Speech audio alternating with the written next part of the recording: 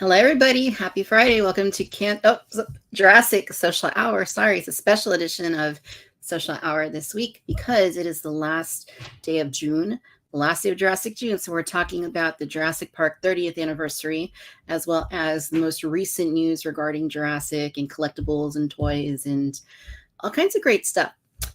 So super exciting because I have a panel of awesome Jurassic guests that are going to be hanging out with me tonight, along with all of you. So I'm going to go ahead and bring them in, and we'll see who is hanging out with us. If you're on social media, I'm sure you know who's here, and I'm sure you know all of them very well. But all right, let's go ahead. And so this first gentleman is the host of a show called the Jurassic Park Podcast. Have you ever heard of such a thing? And he is awesome, and we're really glad that he is with us this evening. Brad Jost, how you doing? Hey, what's going on? I haven't heard of the show. Is it any good? It's not check bad. It out, maybe I've heard it a couple times. I gotta listen. I haven't listened, to be honest. I don't know. Nice. I'm excited. I'm excited to chat about whatever 30th stuff there might be, or whatever we can. Yeah. Those gates, there's a lot. There's plenty. All right. So next up, this gentleman is famous for his repainting of dinosaurs and his customs, and really glad because it's been a long time since I've had him on the show. But Mr. Ted Brothers, how's it going? Oh, you built me up way too much. You built me up way too much. I'm doing great. I'm really glad to be back. It's been so long, and I never have time to just talk with people because I'm always alone filming, and so it's great to be able to sit down and chat with folks and be on this side of the camera. I'm never on this side of the camera, so I'm always on the other side. So nice. Yeah, here I am. Awesome to have you. Yeah. And then next we have from Jurassic Outpost. This man is known because he likes dinos, believe it or not. And for that reason, we thought he'd be a good fit to have on the show. Chris, how's it going? Hey, how's it going? Nice. Good to see you. Good to see all of you this evening. Super exciting. It's been a minute since I've done one of these. I think last time we had our super colossal Owen. Yeah, that was in February. That was that was a blast. That's just cemented in my head. That was amazing. Time flies. Let's see what he reveals this evening. Chris, I got to ask, did you wear that hat to spite me? Yeah, I did. Trying to say something, or? I still didn't have one yet, so I kind of had to rub it in and kind of continue. Be right back. Be right back. Uh-oh. Okay. Uh-oh, we lost. Right, she left us in charge now. Anybody? Well, anyways, so welcome to the show. Anarchy. Hats. I like hat. I don't think I'll ever get that hat. I don't know what it is, but I got my Velocicoaster hat, so I can, salvage it a little bit. I mean, I've only worn this hat on Beyond the Gates and in streams like this, but I don't know. It's the perfect hat for a moment like this. It is.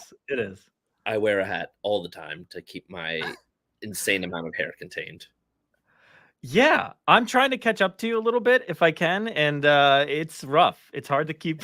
Oh no, come on. If it makes you feel any better, I don't have that hat. Okay, I can't do it. I can't. Thank you. Can't. Thank you. Yeah. I stand in solidarity with you, man. I don't even have a Jurassic shirt to wear. I felt bad. I was like, everybody's gonna have one on, and I don't even own one, man. They've all shrunk, and so my kid takes them. Oh, I think she's watching, by the way. I was supposed to say hi to her. Hi, Lex. You may now sign off and go to bed. She just wanted me to talk about her on YouTube. Nice.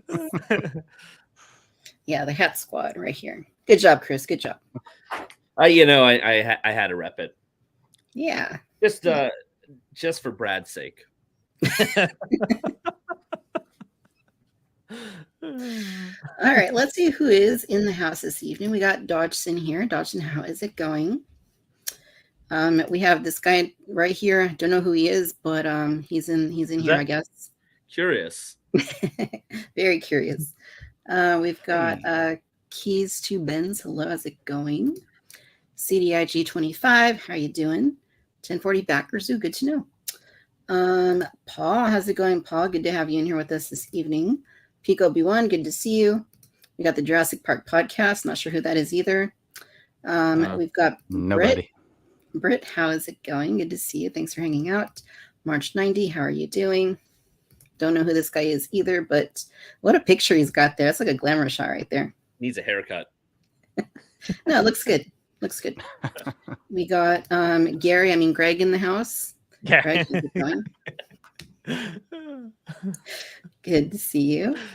Mary, how you doing? Good to see you too. Glad that you made it this evening.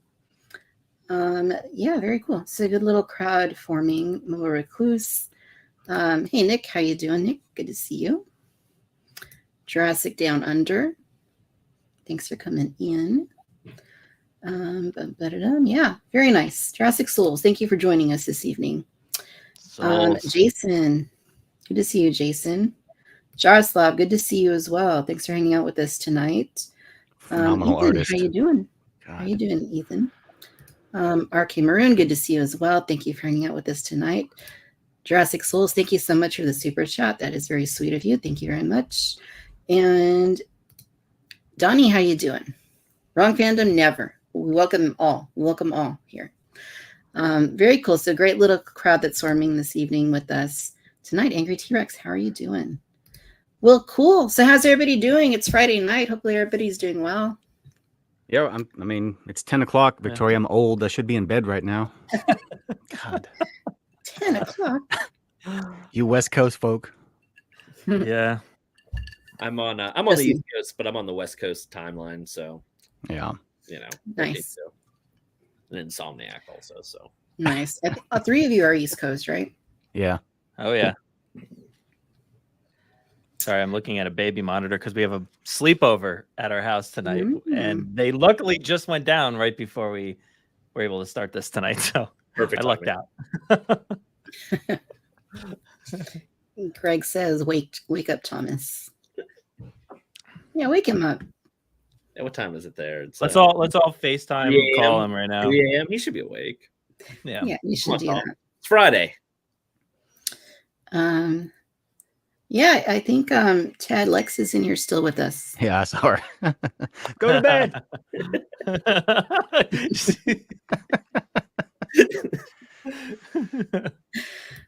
Joshua, how are you doing? Life Finds AJ, how's it going? Very nice, very nice. And we got Jurassic Dave in the house. Dave, how are you doing? How are you doing, Dave? Cool. So yeah, it's the last day of the month, last day of Jurassic June for this year.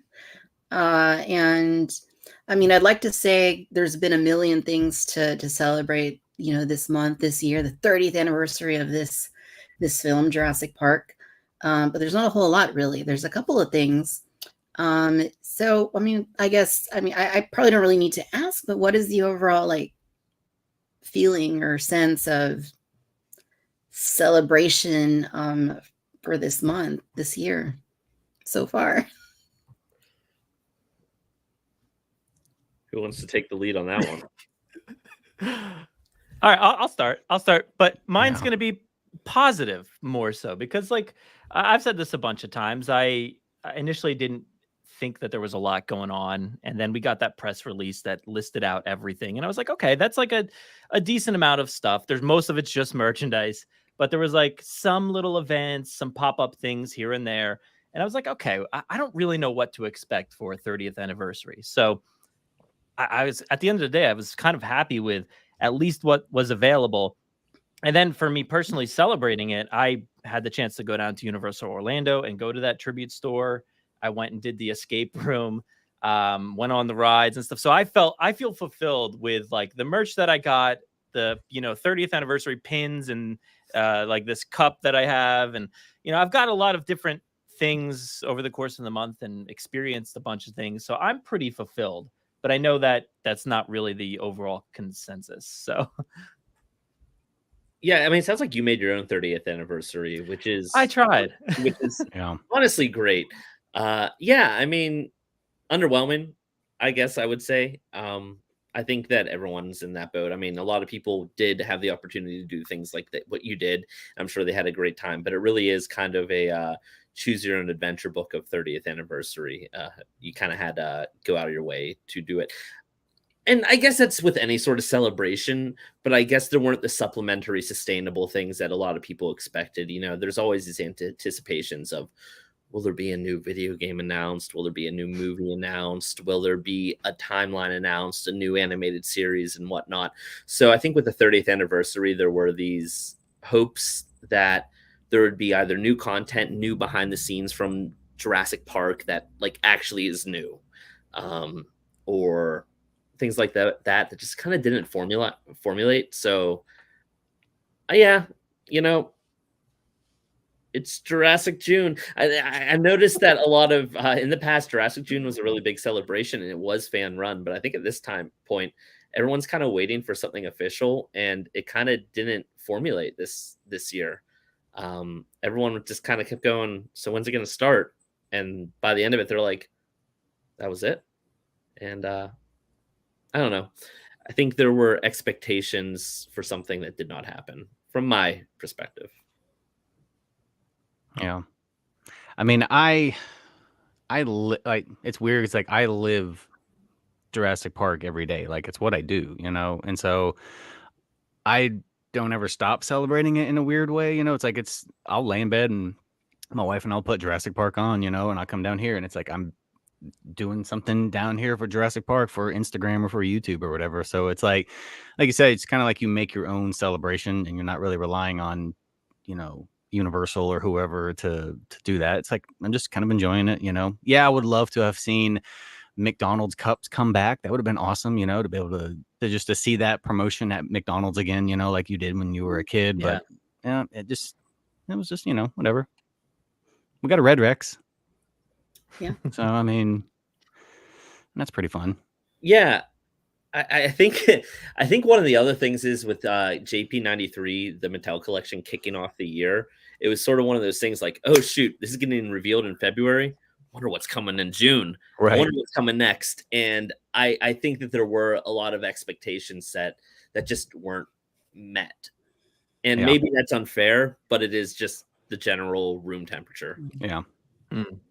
I think everything's been a little vague too. You know, when we got that press release, the way that they listed out stuff, you weren't really sure when you were going to get things. Like, oh, the movie's coming later this year, I guess, at some point. You know, like they did show it in Universal parks, but so that was good. But like things like that were kind of vague. So you're like, wait, are we continuing to celebrate past June? Or like, you know, how far are we going? Where does this end? You know?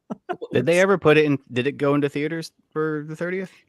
Not wide. Just I never in saw it Universal anywhere. Studios, I think. Yeah. Because it was for the 25th, right? Didn't they do it for the 25th? Because I remember going and seeing it in the theaters, because I had never seen it in theaters when I was a kid, and it was like a year or two whenever it came out on VHS. That's when I actually ended up watching it, and so seeing it in theaters as like an adult was awesome. Even though I know what's going to happen, you know, and you're sitting there quoting the entire movie and driving my wife absolutely nuts doing that. She hates it when I do that.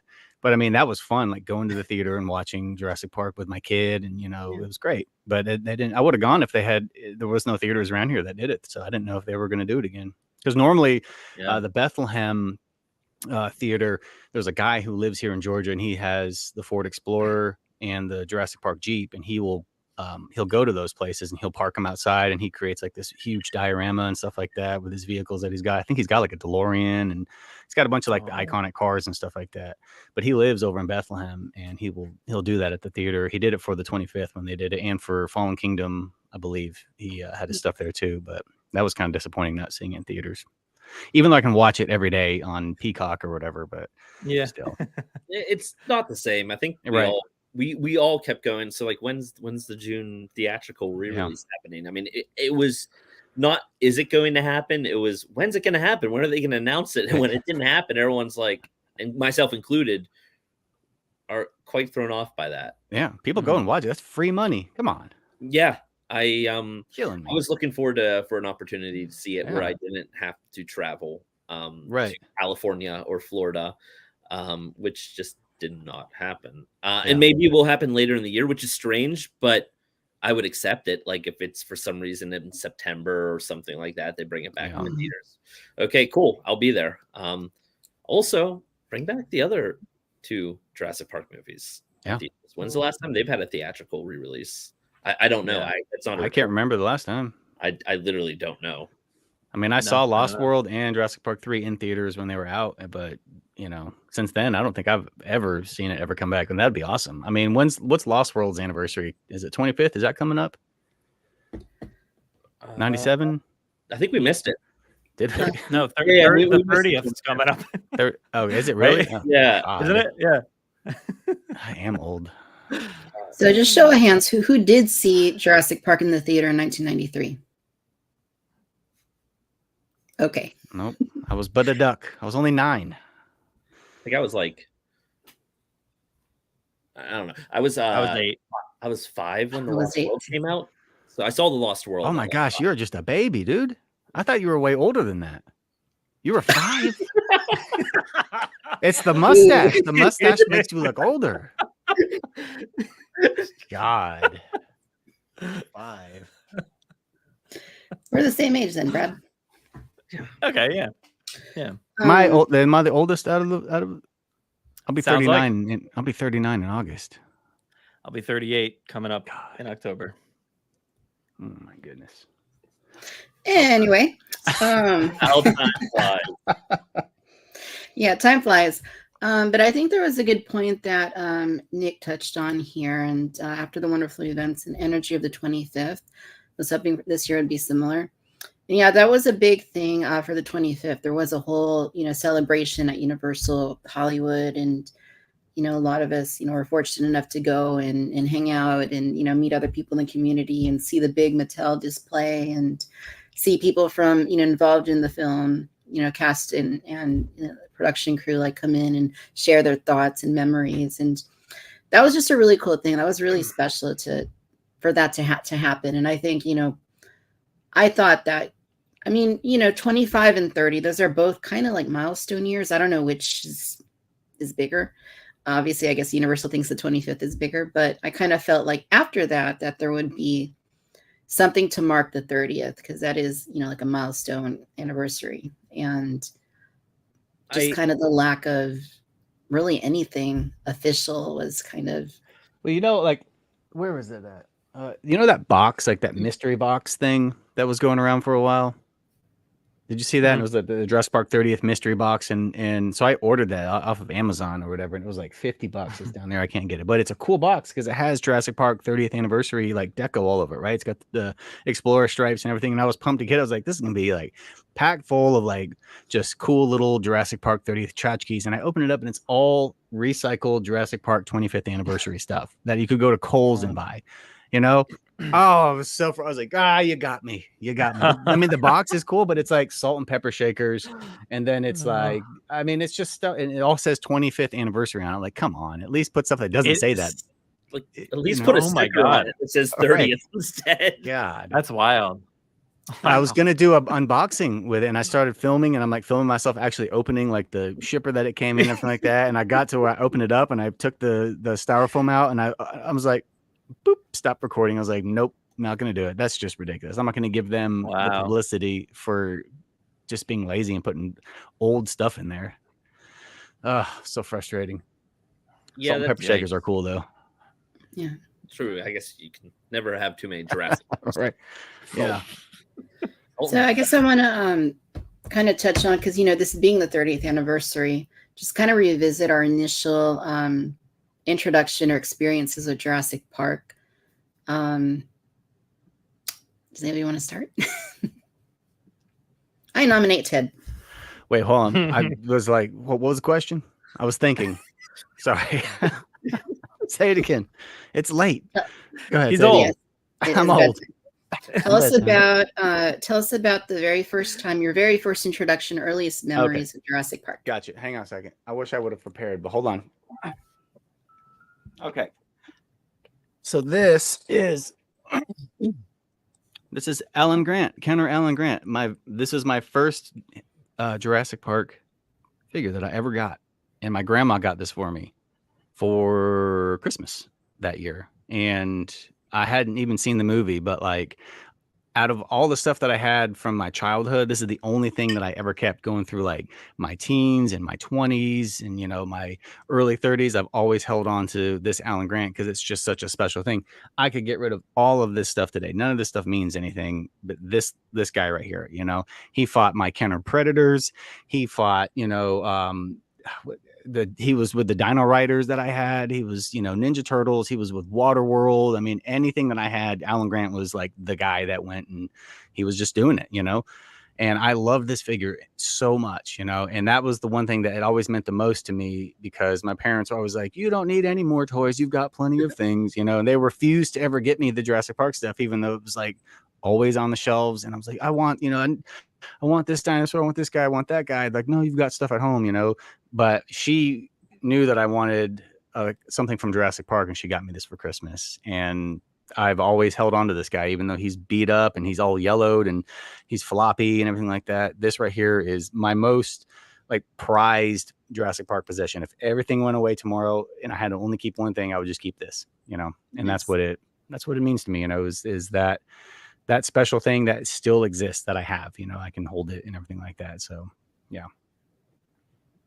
No, it's awesome. Yep. Yeah, it's awesome.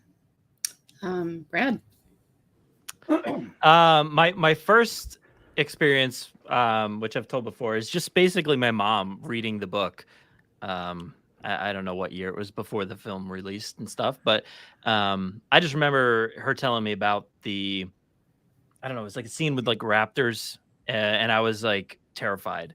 But I was actually rewatching some old home videos the other day, because I've been digitally, putting them on my computer and stuff, and I came across like my birthday from 1993, and I was like opening up that Alan Grant figure. I got, like, a friend gave me that, and the raptor and a handful of other things. So I was trying to get back into the feeling of what I felt in 1993, because I unfortunately don't remember seeing the movie for the first time. I know I did, and I was obsessed with it because I got it for my birthday. I got it for Christmas. It was all that like. My Christmas video was me unboxing several, like the Rex, the Trike, the Explorer, a pillow, a comforter, like everything was Jurassic Park. So yeah, I was just obsessed with it, at that age, in 1993. And I guess it's all because my mom read that book, and just because I love dinosaurs, I guess. But yeah. Awesome. And you did a really great podcast episode on people's memories of Jurassic Park and just what that meant, celebrating 30 years. So that was really special to be a part of. So thank you for producing that. Thanks. I just kind of, I had like little time, and I just threw something together as quickly as I can. And I was like, all right, I can't do any more episodes this month. I put out those two, and I was like, all right, that's it. No more. Because it was a lot, but it was fun to kind of hear what other people thought, have people call in, and I really enjoyed that. That was awesome. It's a universal language, man. Jurassic Park or world is a universal language. Everybody speaks that, and it's so funny because, like, when you listen to people's stories, they're all very similar to your story. Like, it's so funny. Like, everybody kind of felt alone in their love of this movie, and they celebrated it themselves. They didn't have a ton of friends or people into it. So it was all about all of us trying to find each other. And I think that's pretty cool. Yeah, it really is. Because that's like, I think, you being fortunate to have all that stuff, like that was more me with the Lost World, right? Mm-hmm. I was a little bit older, and Lost World stuff was more like I was able to go to the store and get Lost World stuff and everything like that. I had all like the crazy merchandise that you could get, the Burger King watches and everything like that, and and then Jurassic Park 3 was like my brother's Jurassic Park. So like he came of age during that movie, and I remember he actually turned 30 this year. So he came over one day, and I had just gotten that Jurassic Park 3 that yellow truck with the big net on the front of it. And he remembered that when he was a kid, he used to play with it, and he saw it on the shelf, and it was like seeing that nostalgia hit him the way that, me looking at a carded Counter Dr. Grant, like that was that kind of experience, even though he didn't really grow up with Jurassic Park 3, he was old enough for Lost World, but Jurassic Park, he wasn't, he was a baby, but he was a little bit older for the Lost World, and then Jurassic Park 3 was his, Jurassic era that he grew up in, But yeah, we all have like those stories where it's like, I didn't really need the command compound and all the dinosaurs. Like, I played Jurassic Park with just this Alan Grant and the generic dinosaur toys that I had laying around. The Dino Riders Triceratops, I remember having that. That was my sick Triceratops, like for years, right? And I was talking with, I don't know if you follow Track Jurassic on Instagram, but he sent me a message and he got a box full of just like Jurassic Park odds and ends. And in that box was the Dino Riders Triceratops. And I was like, I had that as a kid. He goes, I'm sending you this entire box of stuff with the Triceratops in it. So being reunited with that Triceratops, that, that's what I would use for my sick trike was the Dino Riders one, because I never had the Kenner one. And like, I can't wait for that box to come to see that again. I haven't held it in, God, I mean, probably, 25 years. I think it was the last time I probably saw it, maybe more. But so, yeah, I mean, we all have those same stories. It's like we go out in our backyards and we have adventures with our guys, and, we make do with what we have with the dinosaurs that we've collected along the way as kids, and so, yeah, it's that universal language, man. Jurassic is, it brings people together, and then sometimes, certain people kind of tear it apart, but, there's more positivity, I think. Yeah. What about you, Chris? It's so funny because like listening to everyone's stories, I was hit with like a flood of like memories that were similar. And so now my mind has like 20 different things going on. So let me circle back to the original question, which is first memory, correct? That was the question. Mm-hmm. First memory. It goes back to toys. So before I ever saw Jurassic Park, I was enamored by the toys and owned quite a lot of them. I can't exactly tell you how old I was when I started to get them or which one was my first one, but I had quite a few. I have a few visual memories of seeing some of the original Jurassic Park toy boxes on shelves. Now that might have been closer to the Lost World with holdovers and whatnot, but I still remember seeing those red and black boxes on the shelves. Love the toys, had a lot of them, obviously would play with them and create my own scenarios, as I'm sure everyone did. I guess like first seeing the movie moment would be when my grandma was watching me one night. My mom wouldn't let me see Jurassic Park. She was afraid it would be too scary for me. My grandma watched me and she said, well, it's high time you see this movie that you love everything from. Way to go, Grandma. And I absolutely loved it. My mom went from mad for like 3 seconds to then realizing that I was perfectly fine and was like, oh, okay. My grandma, by the way, has introduced me to a ton of movies. She's like the movie person. So yeah, after I saw the movie, then the obsession took a very big, deep root there. And then from there is, things like being in school with Jurassic Park folders, or, when I should be paying attention to math class, drawing dinosaurs or drawing different scenarios. A lot of times I would draw out like almost like a platformer board game type of thing, where I would start drawing the character and the dinosaur, and then I would look at the scenario and then have to draw the next part, and then I have to figure out like how they would get through the environment that I drew. And I don't know, just that type of doodling that would go through, and you'd imagine it and role play it in your head and get lost in the daydream. And then seeing the Lost World in theaters. That was a lot of answers, but I feel like that encapsulates introduction of like introductory years since I was young, and it kind of spanned a little bit. Dude, seeing the Lost World in theaters was like, I was so pumped for that because it was like hyped up big, like with the marketing campaign for it, and dude, going to see that movie in theaters, I loved that so much. I love Jurassic Park, and it's hard. If I had to pick one, it's hard for me to pick it because there's so much nostalgia with the Lost World for me too, because I went to go see that with my dad, and then we went to Walmart and we bought like a bunch of the Kenner figures and stuff like that. I mean, it was just like that moment. I remember it was like, that was so much fun. Like just me and him at the theater, and then going to Walmart and seeing all of the green packaging all over the shelves and picking out. I think we got Malcolm and Eddie Carr, Dieter Stark, Nick Van Owen, and then the Raptor and the Packy. And that was just a great day, man. Oh man, fun time. I was lucky enough that when I came out of the movie theater from The Lost World, it was a thunderstorm, which really, as you can imagine, seeing that movie and then walking out, it's a thunderstorm. It just really just brings you into that world. It's dark outside, the rain's pouring down.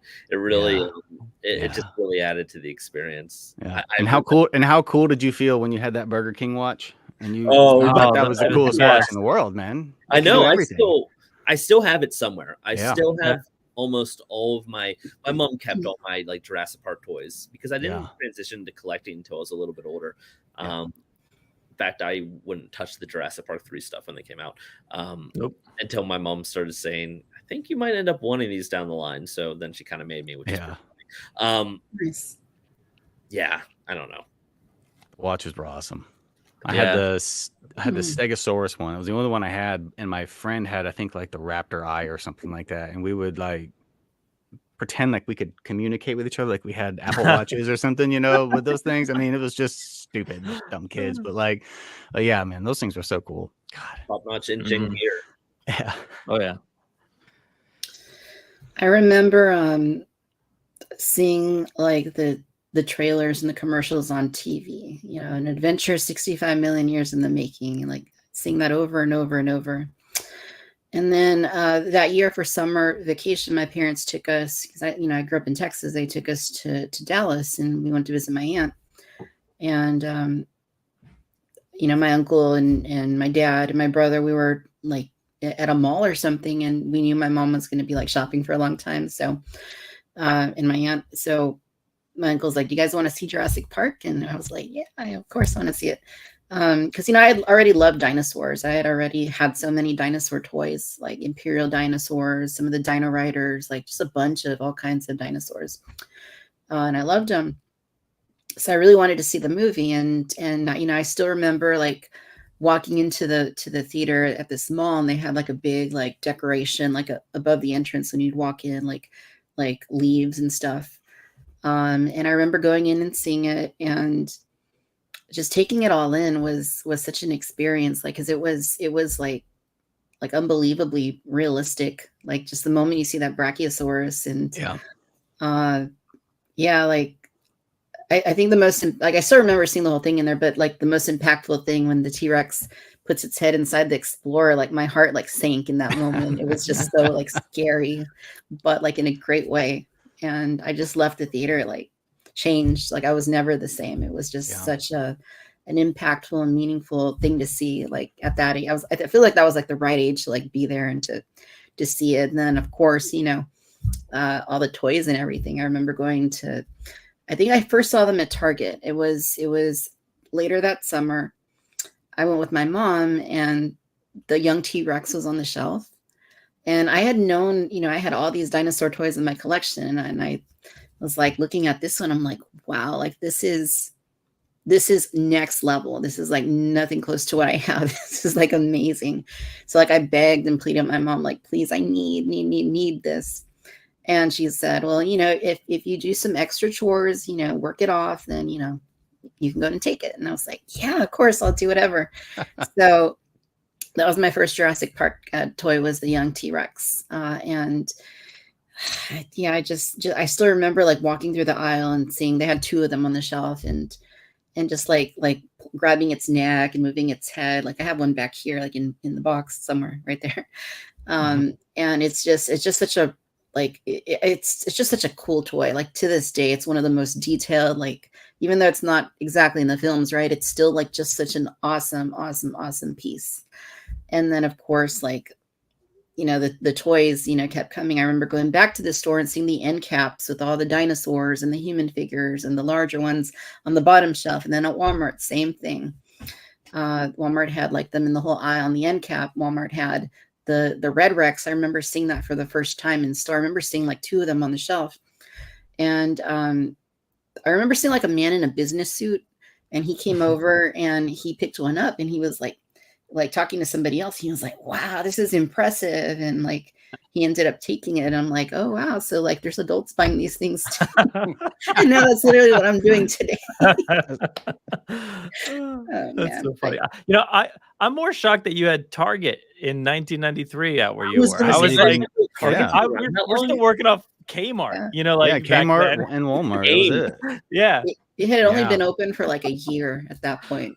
That's Year, wild. 2 years. Yeah. Mhm. Yeah, Crazy. I mean, mine was like Toys R Us, KB Toys, and Yeah. KB Toys. Ames? KB, Is that what it's man. called?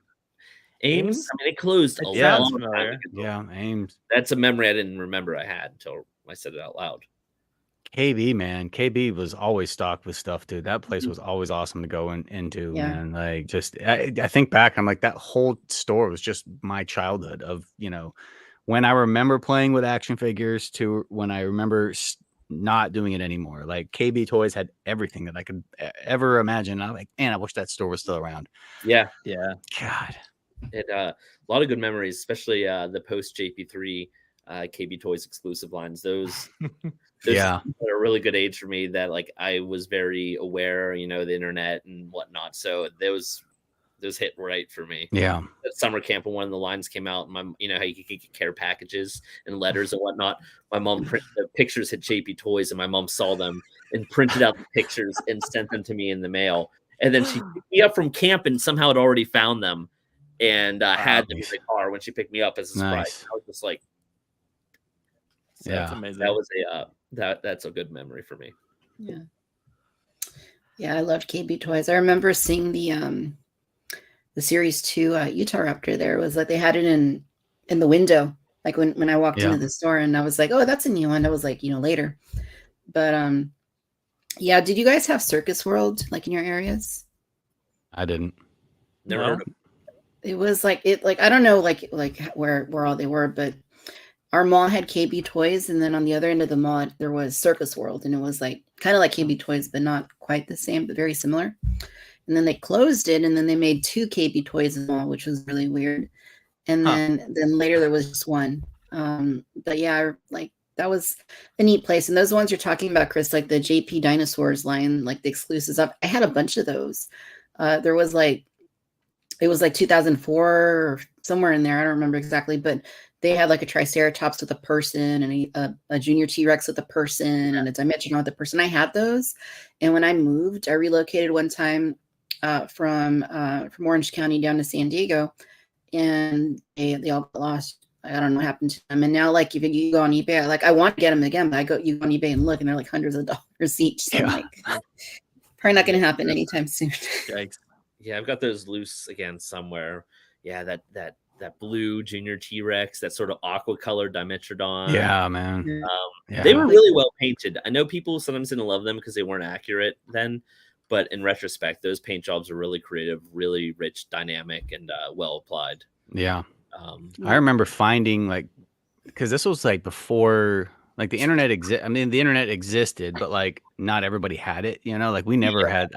I remember getting on the internet like sometime in like like maybe early to like mid 2000s was like the first time I remember like getting on the internet. But I remember we had this like thrift store right down the road from our house that we would always go to, me and my younger brother. And we would go and we would look for Jurassic Park stuff, and we'd dig through the bin. And it was like, that was like the honey hole. Like you could always count on going there and finding stuff, So all of the Jurassic Park stuff that I collected, like Jurassic Park and Lost World, was primarily all secondhand from this thrift shop. And I don't know who was dropping it off there, dude, but like we got the bull T-Rex for like $2, Thrasher, vehicles, humans, random dinosaurs. And I didn't even know that some of this stuff existed, right? Until the internet came out, and then you start looking up this stuff, and then you start realizing that these lines were just like huge. Like the Lost World was huge, man. Like there was so much in that line. But finding all of that stuff at the thrift store, I remember having like just Rubbermaid bins full of just secondhand Jurassic Park toys, and it was just awesome. It was, for pennies, and I remember that being like one of the things that I always think back, like I loved that time, just going there with my brother and digging through this giant bin of stuff, and like, oh, I found one, and you could tell that you found a Jurassic Park one because it had the mark of Jurassic Park on the leg, like. And then you just put it in the cart and you'd leave, $20 and you got just a cart full of stuff. And that's where we got everything, and when I left the house, when I got older, all of my younger siblings played with that stuff, you know, I left it there. I never took it with me. I took Grant with me when I left, and then everything else stayed, and they played with it for, you know, decades, and until it was just, there was nothing left, but they got enjoyment out of it, you know. And then I started recollecting again, and here we are, this monster. Yeah, that's how it is. I want to show you guys. I found a picture of Circus World just so you can see what it looked like. That it actually existed. It was a real place. It was a real man, look at that! Wow. Yeah. Yes. Look at that orange and yellow. I know. The Beautiful. I remember buying a lot of real Ghostbusters there. So I remember. Nice. Yeah, good times. Good times. I don't know what happened to it. I guess it obviously has gone out of business by now, but we didn't have Toys R Us in my hometown. Like we growing up, we didn't have that. They did build one because my town was really small and there's like nothing there. But we had 2 toy stores in the mall. But they did build a KB Toys like years later in like a neighboring, I mean, not really neighboring, but like half-hour away town. And that wasn't until like 2001 or something like that. But yeah, no, good memories for sure. Definitely. Let's talk a little bit about the legacy of the toys, because, you know, we talked a little bit about, you know, seeing these toys for the first time and, you know, what we collected early on. But obviously these toys are still like a really big thing today. Mattel has done a really cool thing in making this Jurassic Park toy line, Jurassic World toy line, like an evergreen line that is ever present on the shelves, and anybody that wants to collect it can come into the toy line and just go to the store and buy stuff, and that's awesome because there's not a lot of toy lines that do that. So what has been the legacy of this line? You know, going back from, you know, what Kenner did in the early days, from then up until this point, that has really made it to resonate with so many people like us. Chris? The legacy of I mean, no pressure, dude. Yeah. Okay, you know what? So that's a really wide encompassing question. I'm going to hone in onto a very specific element. Yeah. And I'm going to hone into the storytelling that they use within the toy line. They created some really good play patterns and created some really good backstories and some lore. You know, it wasn't just another random colored velociraptor. It was the Cyclops raptor. It was the screaming raptor. They created these characters and dinosaurs, whether or not they're from the films or not. They contextualized them in certain ways that I think gave a really imaginative play pattern that was a lot of fun. And I think it opened up the world, you know, before transmedia storytelling in Jurassic in the modern age. That was your expanded universe. That was the way that you would dive in with your imagination, and it gave you control over that world. And for me, I think the legacy of the toys is how creative they were, how well made they were. At that age, at that era, accuracy wasn't as important. So when I say accurate, they were accurate to that era of toys. You know, they were quite accurate in the way that that era of toys were accurate. Now it doesn't necessarily hold up, but the quality is there. But yeah, they really just captured my imagination and let me bring Jurassic Park into my world and become part of the world of Jurassic Park. That's a very short version of the legacy for me. Yeah. I mean, it's imagination. That's what it is. That's what it sparks. I mean, regardless of like what Jurassic film is your Jurassic film, you know, like everybody's got their favorite one, from Jurassic Park to Dominion, and somebody is going to find something in that inspires them to do something, you know, and enjoy Jurassic the way that you want to enjoy Jurassic, you know. And I think that's what it's always done, you know. I mean, with the Cyclops Raptor wasn't in Jurassic or the Lost World, but that was the raptor that you didn't want to mess with, right? You go in the long grass with the Snapjaw Raptor and it's okay, but the Cyclops Raptor has seen some stuff, and you never want to mess with the Cyclops Raptor because he's missing the eye, you know. And so he was always more of an aggressive raptor than the generic, you know, regular raptors and stuff like that. So yeah, it's imagination. It's spark. They had a lot of fun, and they created some really, really cool, unique toys, and they really try to add some. They try to bring character to them, especially with the ones that it's like, okay, we're doing another Velociraptor, so what makes this Velociraptor special? Exactly. And I really like that. Yeah, and we're still talking about it 30 years from now. You know, I mean, that's the magic of Jurassic Park. Yeah, I think a lot could be learned from that even today. Still, that those concepts are applicable. Yeah. It was the world building for me, I think. You know, back then it was like you were saying about the Cyclops raptor, and there was a raptor that had seen some stuff for sure. That is always my storyline. That was the old raptor that had been through it, and I like that. Like all these toys, like the Harpoon Harrisons and like guys like that. Like you could create these backstories for them, and that was so cool. And the fact that like I still have them back here, and now I'm like, I haven't really passed these ones on or anything yet. They're still like on my shelf. So, but the other day, it's interesting. I had the Hasbro Indominus Rex. It's just in a toy bin with a lot of random stuff, whether it's Hasbro, Kenner. I don't know if there's much Kenner in there, but Mattel. And my son broke the foot off of the Indominus Rex, and he was a little upset about it. And I was like, "Hey, man," he thought I was really upset. I was like, "I don't care. I literally don't care." So I brought him in here, and I picked up my Red Rex, which is my original one from that Christmas of 1993, and I was showing him. I was like, I brought it down. I'm like, "Look at this thing! Like, it's still here from 1993," and I said, like I could, I don't know, it would knock everything down if I gave it, you know. Oh yeah, you can't touch anything on your shelf, dude. It knocks it all down. It would knock it all down. But I could show you, like, there is literally, like, the leg almost came off completely. My dad epoxied it, stuck a screw through the leg, glued it together. It's missing the cover for the battery. It's got like some paint, like random paint splatter on it. I don't know where that came from. And of course, the arms were missing. And now Ted is a part of the legacy of my Rex. I forgot about that. I sent you arms that I did resin casts of. Yeah, you sent me arms. And for I don't know how many years, I had 0 arms on that Rex. That was before arms. Fallen Kingdom. I sent you those. Like that was like Jurassic a long time ago. Yeah, it was a long time ago. And it's, you know, you're a part of that legacy now of my story. Because I was trying to tell my kid, I was like, it's okay, like, if you break it. It's just part of the story. Like, because I sat there and told him the story of my Red Rex and what happened to it and how it looks now. And so I was just getting emotional thinking about the legacy of these toys and what they mean now and how long that goes on. It's really cool. Yeah. I want to show you guys something that ties into what I'm going to say here.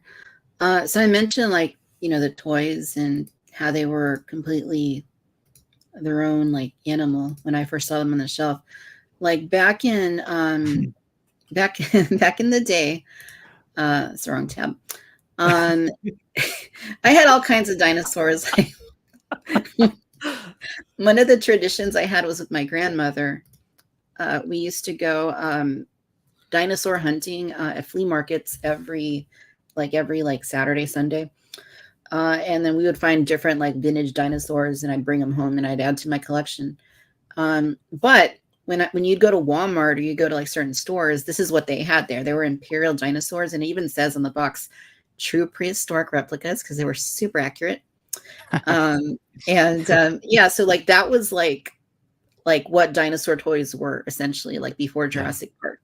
And I was perfectly happy with them. I had a whole, like, collection. I would line them up and, like, you know, whatever, but that's what it was those right there, the imperial dinosaurs, amongst a bunch of other things. But when Jurassic Park came out and Kenner came out with their line, like, it completely changed, like, what a dinosaur toy could be, because they weren't, like, I don't even know that this existed at the time, but they weren't like high-end, like, replica, like, statues or anything. They were just like mass-produced toys you can buy at Walmart or Target or KB Toys. But when those came out, like, it just completely, the way I look at it is there's, you know, before Kenner Jurassic Park and there's after Kenner Jurassic Park, and they're just two totally different things. But Brad, you hit on a really point with the pattern. Like, the world building was really what made that original line like what it was, because you could buy just a human figure and you'd still get a little dinosaur, right? Some capture gear, you know, some accessories. But then you could buy, like, a medium dinosaur, you could buy a small dinosaur, you could buy a large dinosaur, you could buy a vehicle, you could buy a play set. Like, they had the world building, like, really dialed in at that point. Like, that pattern was just Kenner had that established with any toy line that they did, and they incorporated it into Jurassic Park. And, I love a lot of what we've gotten since 2018 from Mattel, but that consistency in the world building aspect hasn't really been there in a lot of ways, especially with regards to play sets. So I think that's something that like Kenner just had like right from the beginning, and they carried it through to the Lost World, and another great toy line with great toys. So I think that's the biggest like Kenner legacy. But obviously this continues today, and there's all levels of Jurassic collectibles. There's like the Mattel toy, there's statues, there's of all kinds, right? And there's different levels, like different tiers that you can, prop replicas, things like that. So there's all kinds of things. So I mean, it's just, I think that's the true legacy of it, is that 30 years later, there's still all these different things you can buy from any of the films, and that's really cool. Yeah.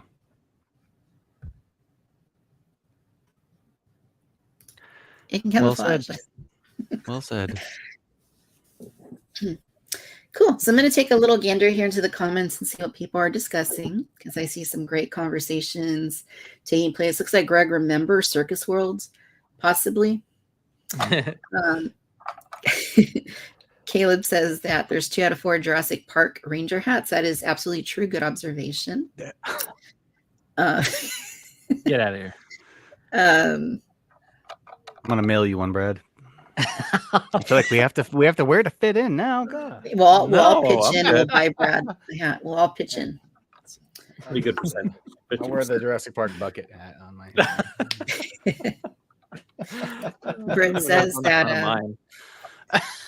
It just says nice. Velocicoaster. That's right. Nice. A reminder here of the apple pie T-Rex from, what was that, a couple of years ago now? When was that? The apple pie T-Rex. Yeah, it was the extreme. Why does that sound so familiar? Oh, Extreme. you guys named it that, didn't you? Yeah. in the group, the group chat. Okay. Yeah. Sorry, I'm slow. It's late over there. I understand. Yeah. Ruben, how's it going? Thank you for joining us.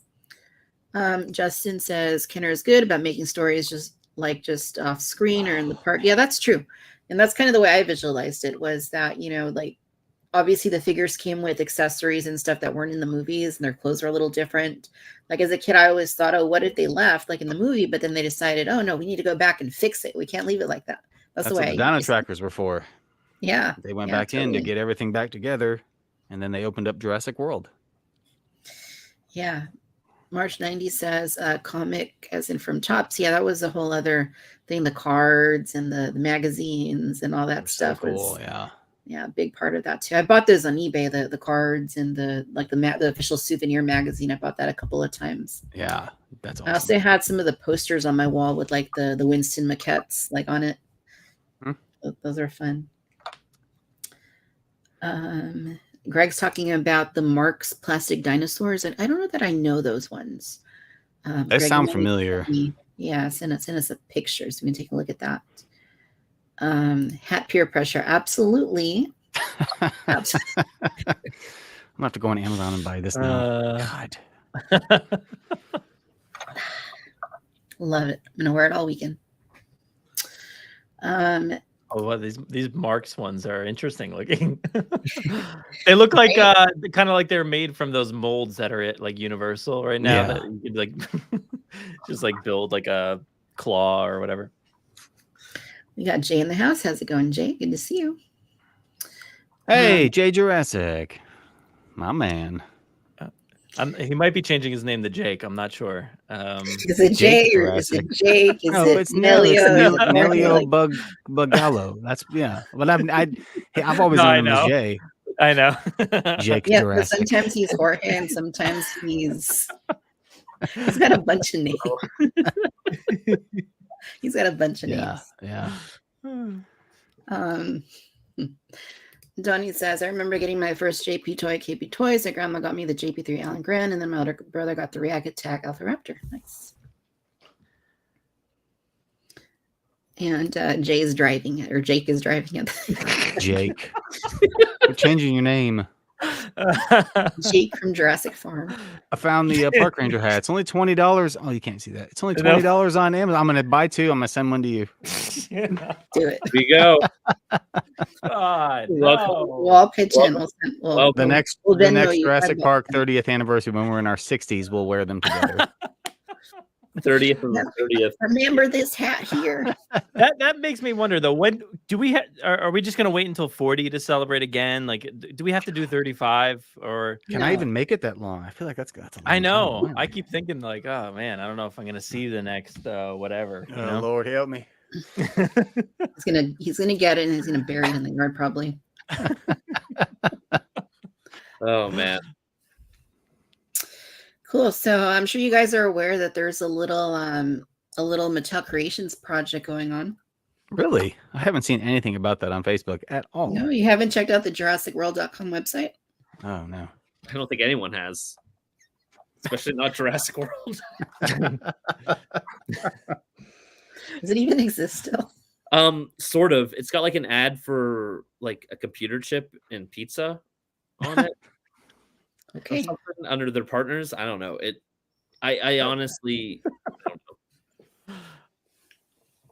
Jurassic World. They got some weird choices. I was looking at the JP or Jurassic Park. What was the website? JurassicPark30.com. It just redirects you. It's like, yeah, but it's like now it says the thing is closed for that. But it was like weird the other day. It was just like an image over top of Jurassic World Dominion. It was like I didn't know what was happening. Oh, they should have had you didn't say the magic word when you clicked on it. That's all they needed to do. You know, if they don't want to invest in a website, that's just what it should be. People would get a kick out of it, think it was purposeful. They'd be like, "Oh, I love this," instead of being where's the website? Especially because JurassicWorld.com used to be really good. Now it's that hit partners, go to partners or whatever it is. Own it now. I don't think I've ever actually been to that website. I always just rely on Instagram and Facebook, you know? Yeah, I liked it in 2015 when they were doing all the like marketing stuff. Yeah, the viral campaign thing. Yeah. Yeah, go to what is it? Partners. Yeah. This one cracks me up. Yes. Red is that Baron. The pepperoni? Red Baron. Is that real? Is that real, or is that like the pre-baked stuff that like a website formatting thing came with and then it never got changed? I'm serious. Is that real? Good pizza. WebRoot virus protection is a partner for Jurassic World. I truly don't believe it. I think that no other bigger partners. That is a pre-made website. I don't understand. Oh my god. It's got to be, right? I don't know. Yeah. I don't know. That's hilarious though. Red. Jeez, dude. What else is on this site? If you go to games, it has the game that got canceled like a month after it came out, Primal Ops. Oh. Coming soon. Coming soon, though, yeah. Oh, coming soon. Well, it came and it left very quickly. Jeez. What else is on here? Weird. Now it has a line through partners. I wonder what that means. They're not partners anymore. Pretend you didn't see that. It's got some like Dominion videos. I mean, that makes sense. Yeah. Sweepstakes. What's this for? For the hat? Win a Jurassic Park Ranger hat. I have no idea what it's on Beyond the Gates. It did crack me up when everyone was buying these hats, and then it was one of the featured ones on Beyond the Gates, which I don't get for Beyond the Gates anymore. I don't know if anyone has noticed, because in the past I would just usually wear something like this and not like this, and now it's like a lot of Jurassic Park shirts and whatnot. It's because I no longer have control of my wardrobe, which I'm not saying there's anything wrong with those shirts. I'm just saying I just can never go wrong with a black sweater. Yeah. Dude, black is the way to go, man. Look at this. You can't see sweat stains. And I live in Georgia where it's like a swamp down here. So I'm always in a constant state of sweaty. And so just black t-shirts. Chris, you might not know, but on our Wednesday live streams after the Beyond the Gates air, I always do a little feature on your attire and how you're looking in that episode. So. Like black or red carpet. You're just like judging his outfits. Yep, I'm like, a nice hat. What's Like, Chris there was one wearing week- this week? There was one week you said, "Don't focus on what I'm wearing this week," and I was like, "Let's focus on what he's wearing this That's the week." one where the You- collar was like this high. You said that. You said that, and then I watched it and I focused on it. And I was like, I see it. I see what he's saying.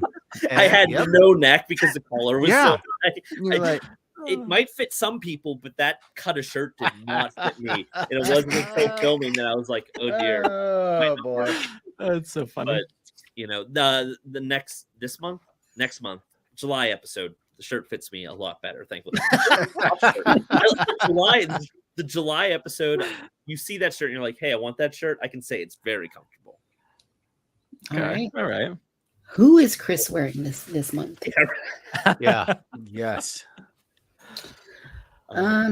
Very cool. So why don't we go to the Mattel Creations site and see what's going on? While you're See loading what it up, I'll see pull what the this out. latest is. Let's find out here. That's a beauty. All right, so we're gonna take a look here. I didn't pre-order that. We're gonna go ahead and share this. I didn't screen. either. Just sell the Benz, man. It's all I need. Dude, do you have this? The What is it? What is it? The warning biological material tetragenic and mutagenic agents present. the little thermos from the Jurassic Park. No, from the lunchbox. I have the Yeah. lunchbox right in front of me here, but Yeah, I have the thermos with it. I'm sipping my water out of it. How do you like that's that? amazing. I used to have the in 90, I guess 93, 94, I had the lunchbox with the thermos. Yeah. Why is it the thermoses, no matter how many times you washed them, always have like that smell? Oh yeah, they stink. Gotta. Yeah. Yeah. Weird. They're like the canteen, like military canteens always smell like that too. They have that weird Yeah. smell to them. Hard It's like, what were they putting in our bodies as companies? It's like I don't care. I'm gonna keep Yeah. doing it 30 years Yep. later. Don't even matter. The right. thermos or the whiskey will kill me. Well, I backed the Disney Probably Alice in Wonderland doll. If I was Did you really? no, what is happening with this figure? $100. Why What's is she got in a on? house? Well, she grew. Oh, is that when she grows? Grew Yeah, and she eats the out of the house. mushrooms. She eats the Yeah. mushrooms in a kid's cartoon. Starts tripping. Yeah, that's why. I like it. It's really gotta cute. watch. Gotta It watch is this. actually nice. It does look pretty nice. I kind of want it. It's $100. $100. Whew, Lord help me. I like her shoes. Check out her shoes. They look cool.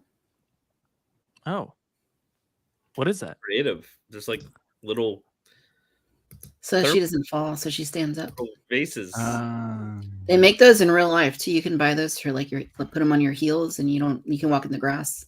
Oh, Really? Yeah, I have some. All right, so we're gonna move. Oh, we're still on Alice. All right. Hey, there So it what's is. down here, Barbie? All right. Now we'll go here to going global. They changed it right here. yeah. Nice. Oh boy. Jurassic World, the gates open to international fans. All right. But they're not gonna tell anybody though. It's just on the Yeah, you site. got to go to the website to find out. That's how we're doing it right now. That seems so stupid. Sorry. All right. Sorry. 1,046 backers, 20% funded with 26 days remaining. Oh, it was like 980 something when I checked earlier today, so it's gone up. It's gone Yeah. up. It has gone up. It's gonna need some help. Yeah. The problem is, realistically speaking, is it lost its momentum, and adding the international backers after it lost its momentum leaves a lot of people on the fence going, well, now I'm not sure if the stretch goals are going to be met. I'm just going to wait. And you're left with that type of thing. So I think if international backers were opened immediately, I think that we'd be a lot higher right now with this all. It's going to be an uphill battle. I do think if we near 5,000, we might start seeing some really good, we might start seeing it get some legs, and we might start seeing it hit stretch goals. But I do think that this is going to be a slow crawl until it gets very close, and we might start seeing people then boosting it. I don't think 8,000 is out of the question, but it's going to be difficult. Was it 10,000 for Lex and the goat? I don't think that's happening. It's never gonna happen. There's no way. No like way. I feel like that's just so impossible. I Yeah. just don't see that. I think happen. 8,000's a stretch, but Yeah. possible. I mean, you'd be lucky to get the Gates and Timmy, you know, but it's a great set. It just not exactly following the logic that most crowdfunds follow. right. And I think that is giving it some difficulty. Yeah. And Well, like I was gonna back the Hasbro Dragonfly because I collect classifieds. I love classifieds. It's great. And I didn't do the his tank, but like I was like, oh, the Dragonfly seems pretty cool, you know. But then I'm like, what am I gonna do with a 3-foot helicopter, you know, like hang it from my ceiling? And then I was waiting because I knew that something like this was gonna come, and then so I was like, okay, we're Gates. If it's Gates or Dragonfly, I'm going to go with the Gates because obviously, you know, 90% of my collection is Jurassic. And so I need those gates and the fences. And so, I mean, I backed it, you know, and didn't do the Dragonfly. But yeah, maybe it'll make the 5,000, you know, but if it makes the 5,000 with a few days left, I think we're going to see a big boost right after that. yeah. I don't know how big that boost will be, but I think that we'll see quite a few people jump in. Yeah. I think it will if it the 6,000 if it makes the 5,000. Yeah, if it does the 5 and then we get the fences, because like if it makes the 5, then everyone's like, okay, well, you know, you want fence line to go with your gate, you know, so then let's do it. Hopefully, I mean, if that's what happens, if it's the gate and the fences, I'm cool. Like I'm fine with that, you know. But I just don't foresee Lex and the goat being unlocked. So. No, which is unfortunate. Yeah. Yeah.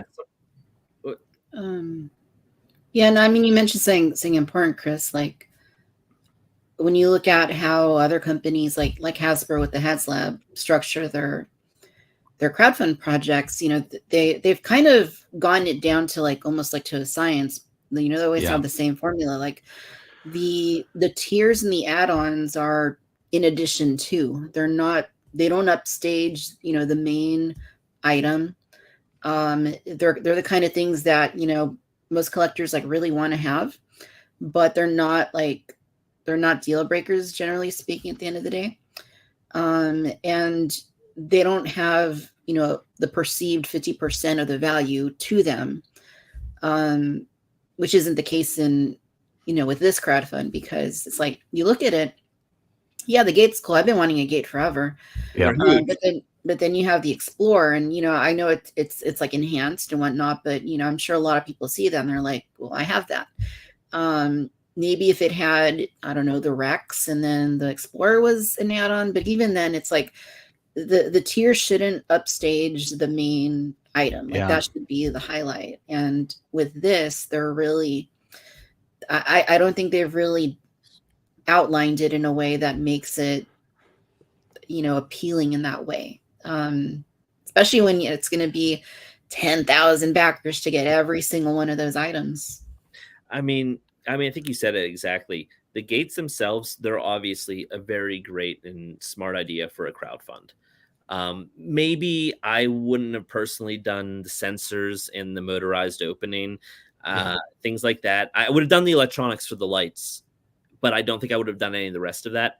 I think that has driven up the cost, and it's not necessarily the type of people that are buying these. That's a really cool feature, but you're going to do it once, and then you're never going to do it again. I mean, I know I don't speak for everybody, but I think the majority of people that are going to spend this type of money on something are going to do it once and never do it again.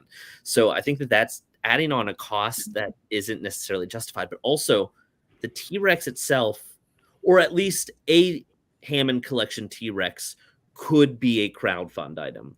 A Hammond Collection Ford Explorer could be a crowdfund item. Right. So you have 3 items that could be a headlining item, all pushed into the same set, but not available at the basic tier, and quite a steep entry price. An entry price that I can make sense of, but it's a little difficult to feel the confidence to always spend. I mean, money, I think we can speak for everybody here. Money is tight.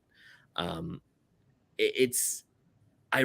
final package that they're offering is a phenomenal final package. Everything that they're offering is pretty damn good. Yeah. The thing is it's all over the place and not focused. And I think that mixed with the international buyers hiccup and just the steep fee of entry has put off a lot of people. I mean, I think that we're seeing most people are saying, yeah, I'll buy it if I know it makes 8,000. I'm seeing a lot of people say that they'll like, hey, once we get close to 8,000, I'm buying it. But until then, I feel like it's not justifying my spending pattern. Yep. And it's unfortunate that, again, if you could probably have done the Ford Explorer as a die-cast vehicle as its own crowdfund, you know, done this and more. You could have done the T-Rex again as its own crowdfund item and maybe pushed it a bit further, maybe justified a whole new sculpt. I think one of the things that you see a lot of people bring up is the leg sculpts aren't very good on the Hammond Collection T-Rex. Right. So I think that they could have justified a whole new sculpt there. And then, of course, the gates and the fences, phenomenal. Yep. But if they could have got that down to 200 somehow, I think that we'd be singing a different song. Well, like with the Explorer, because, you know, with your crowdfunding, and I look and I try not to compare the two, but like you look at like the Hiss tank that Hasbro's doing, and it has like lights and everything like that. Why does the Explorer not have working headlights and brake lights?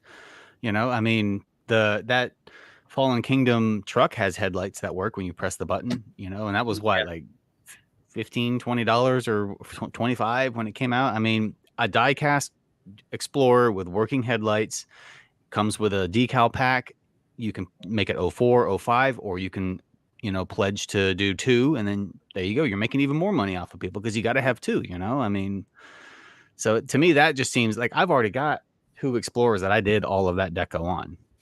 And I've done it myself. I don't need that one. I mean, it comes with the gates, but I would prefer the gates and the fences as the first tier, or the initial thing that you get. And then it's like, here's your upgraded Explorer. But now I've got an upgraded Explorer. I need 04, the same one. Even if you buy 2, you've got they're both 05, you know, unless they're going to give decal packs with it, which I doubt they're going to do. It doesn't make any sense to me. Like, it's just like, no, okay. Right. So. I do want to say, for one thing, these photographs don't do it justice. I think if anybody saw the live stream they did, you'll realize that the paint is a lot richer, a lot shinier. It looks a lot more premium. This sort of looks like a nice fade, but it looks very plastic. And then when I saw the live stream, I went, oh, this looks better than their photographs let me see. I think that they overwash a lot of their photography with lighting, and it sometimes kills a lot of the details and a lot of the richness. And I do think that these photographs are not helping their case in this case. Right. Yeah. Because what about the windows, though? I think in the live stream looked red, right? Do you remember that? I can pull it up. They were different. Yeah. I think they were not black, and I think they pointed it out that they were black. So I was confused because I thought they were, and then I went back and watched, and I was like, oh wait, they look red to me. I don't. And somebody was like, it's just the angle. I'm like, I don't know. Yeah, they were different. Straight red. So to me, it looks like I don't know if they cheaped out on the paint there or not, but and then they went through the trouble of putting that container in the back where Grant gets the flare out of, but you can't open the back hatch to get to it. And if you're doing and I think of stuff like when I'm doing like photography, right? And I think of like practical, like if I want to do a shot of Grant trying to get the flare out of the back of the Explorer, I can't do it because that's just the Legacy Explorer. You know, like the back hatch doesn't open. Why does the back hatch not open? You can't engineer that to, you know, pop open. I mean, $250. Come on now. Help me out. Right. Yeah. Brad, you're right. In the live stream, the back windows, the trim was red. Yeah.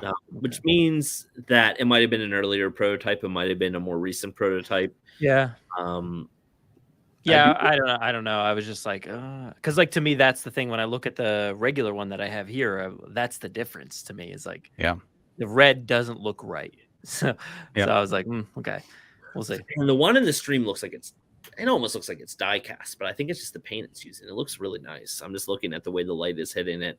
It does look very, very nice. And if that's what the final one looks like, that's awesome. But the one in the photographs looks plastic, very flat. Yeah. But like the decals on the tires look great. I mean, that makes it pop. I mean, it's just little things like that look awesome. But inside, the little monitors, like the little things are painted. How cool it would have been, you flick a switch on and they light up, you know? I mean, I would have dropped more for that. I mean, but then again, it's like, it's just 05. What about 04? You know, would you have invested in a crowdfund that was like a die-cast Ford Explorer? Absolutely. And maybe the stretch goals go from like, hey, it's this, and then like one of the stretch goals is like, now the monitors light up. Right. I think I don't know if that's the best example, but I do think more focused crowdfunds would be the way to go forward in the future. I hope that the performance of this crowdfund does not affect the ability of future crowdfunds to happen. Right.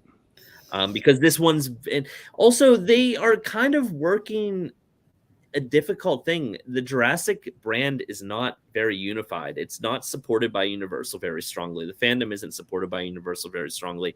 It's very sort of all over the place in these little subsets. It doesn't have that strong fandom interaction. You know, Jurassic isn't something that Universal has brought to Comic-Con consistently, or has done a good job of bringing the fans into one place and engaging them into the communication, giving calls to action. That just doesn't happen. So because of that, Jurassic doesn't have that sort of momentum, and that's not a reflection of the potential of the brand. That's just a reflection of the way the brand's been handled. Yeah. And there's no momentum right now. That makes something like this very, very, very difficult. So again, even if Mattel killed it with all their offerings, which I think everything here is good, to be clear, but it's just a little all over the place. They would still be up against that.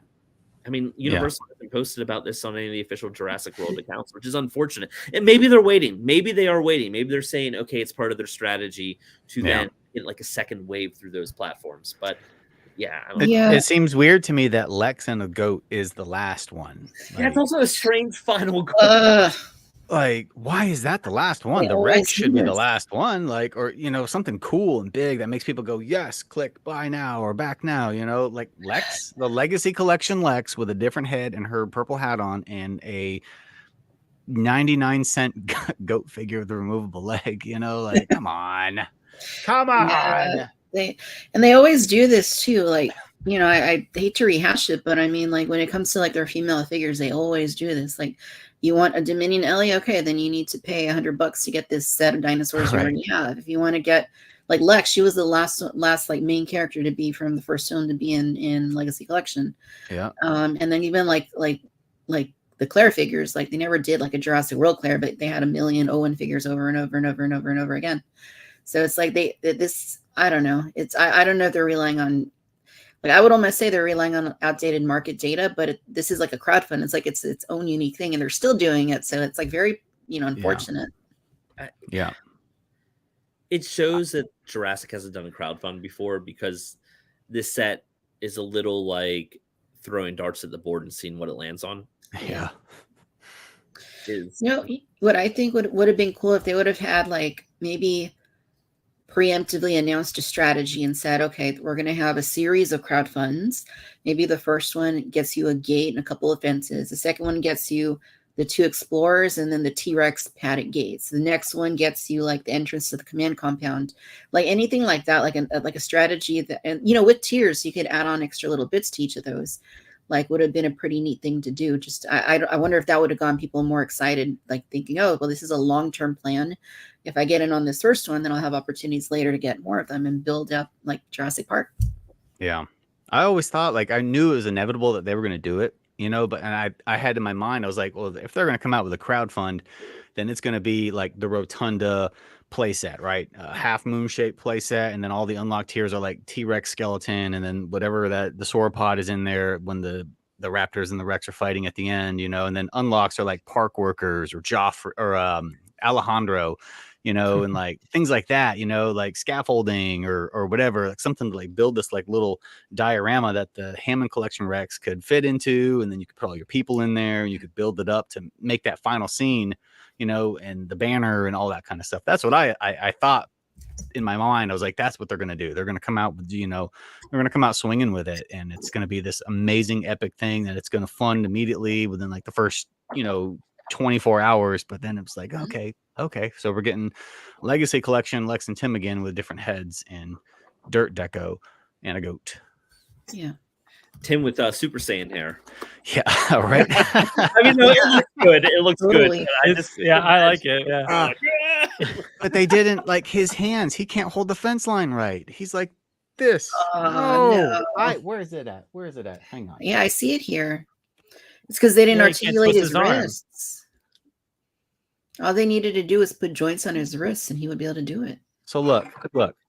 Now I know this is the one. You probably can't even see it. All right. I cut off his arms. You can't see it, but I put peg. I have like a million Owen figures, right? And so I cut off the peg that goes up into his shirt sleeve, and I just drilled into his forearm, drilled up into his sleeve, and his arm can turn.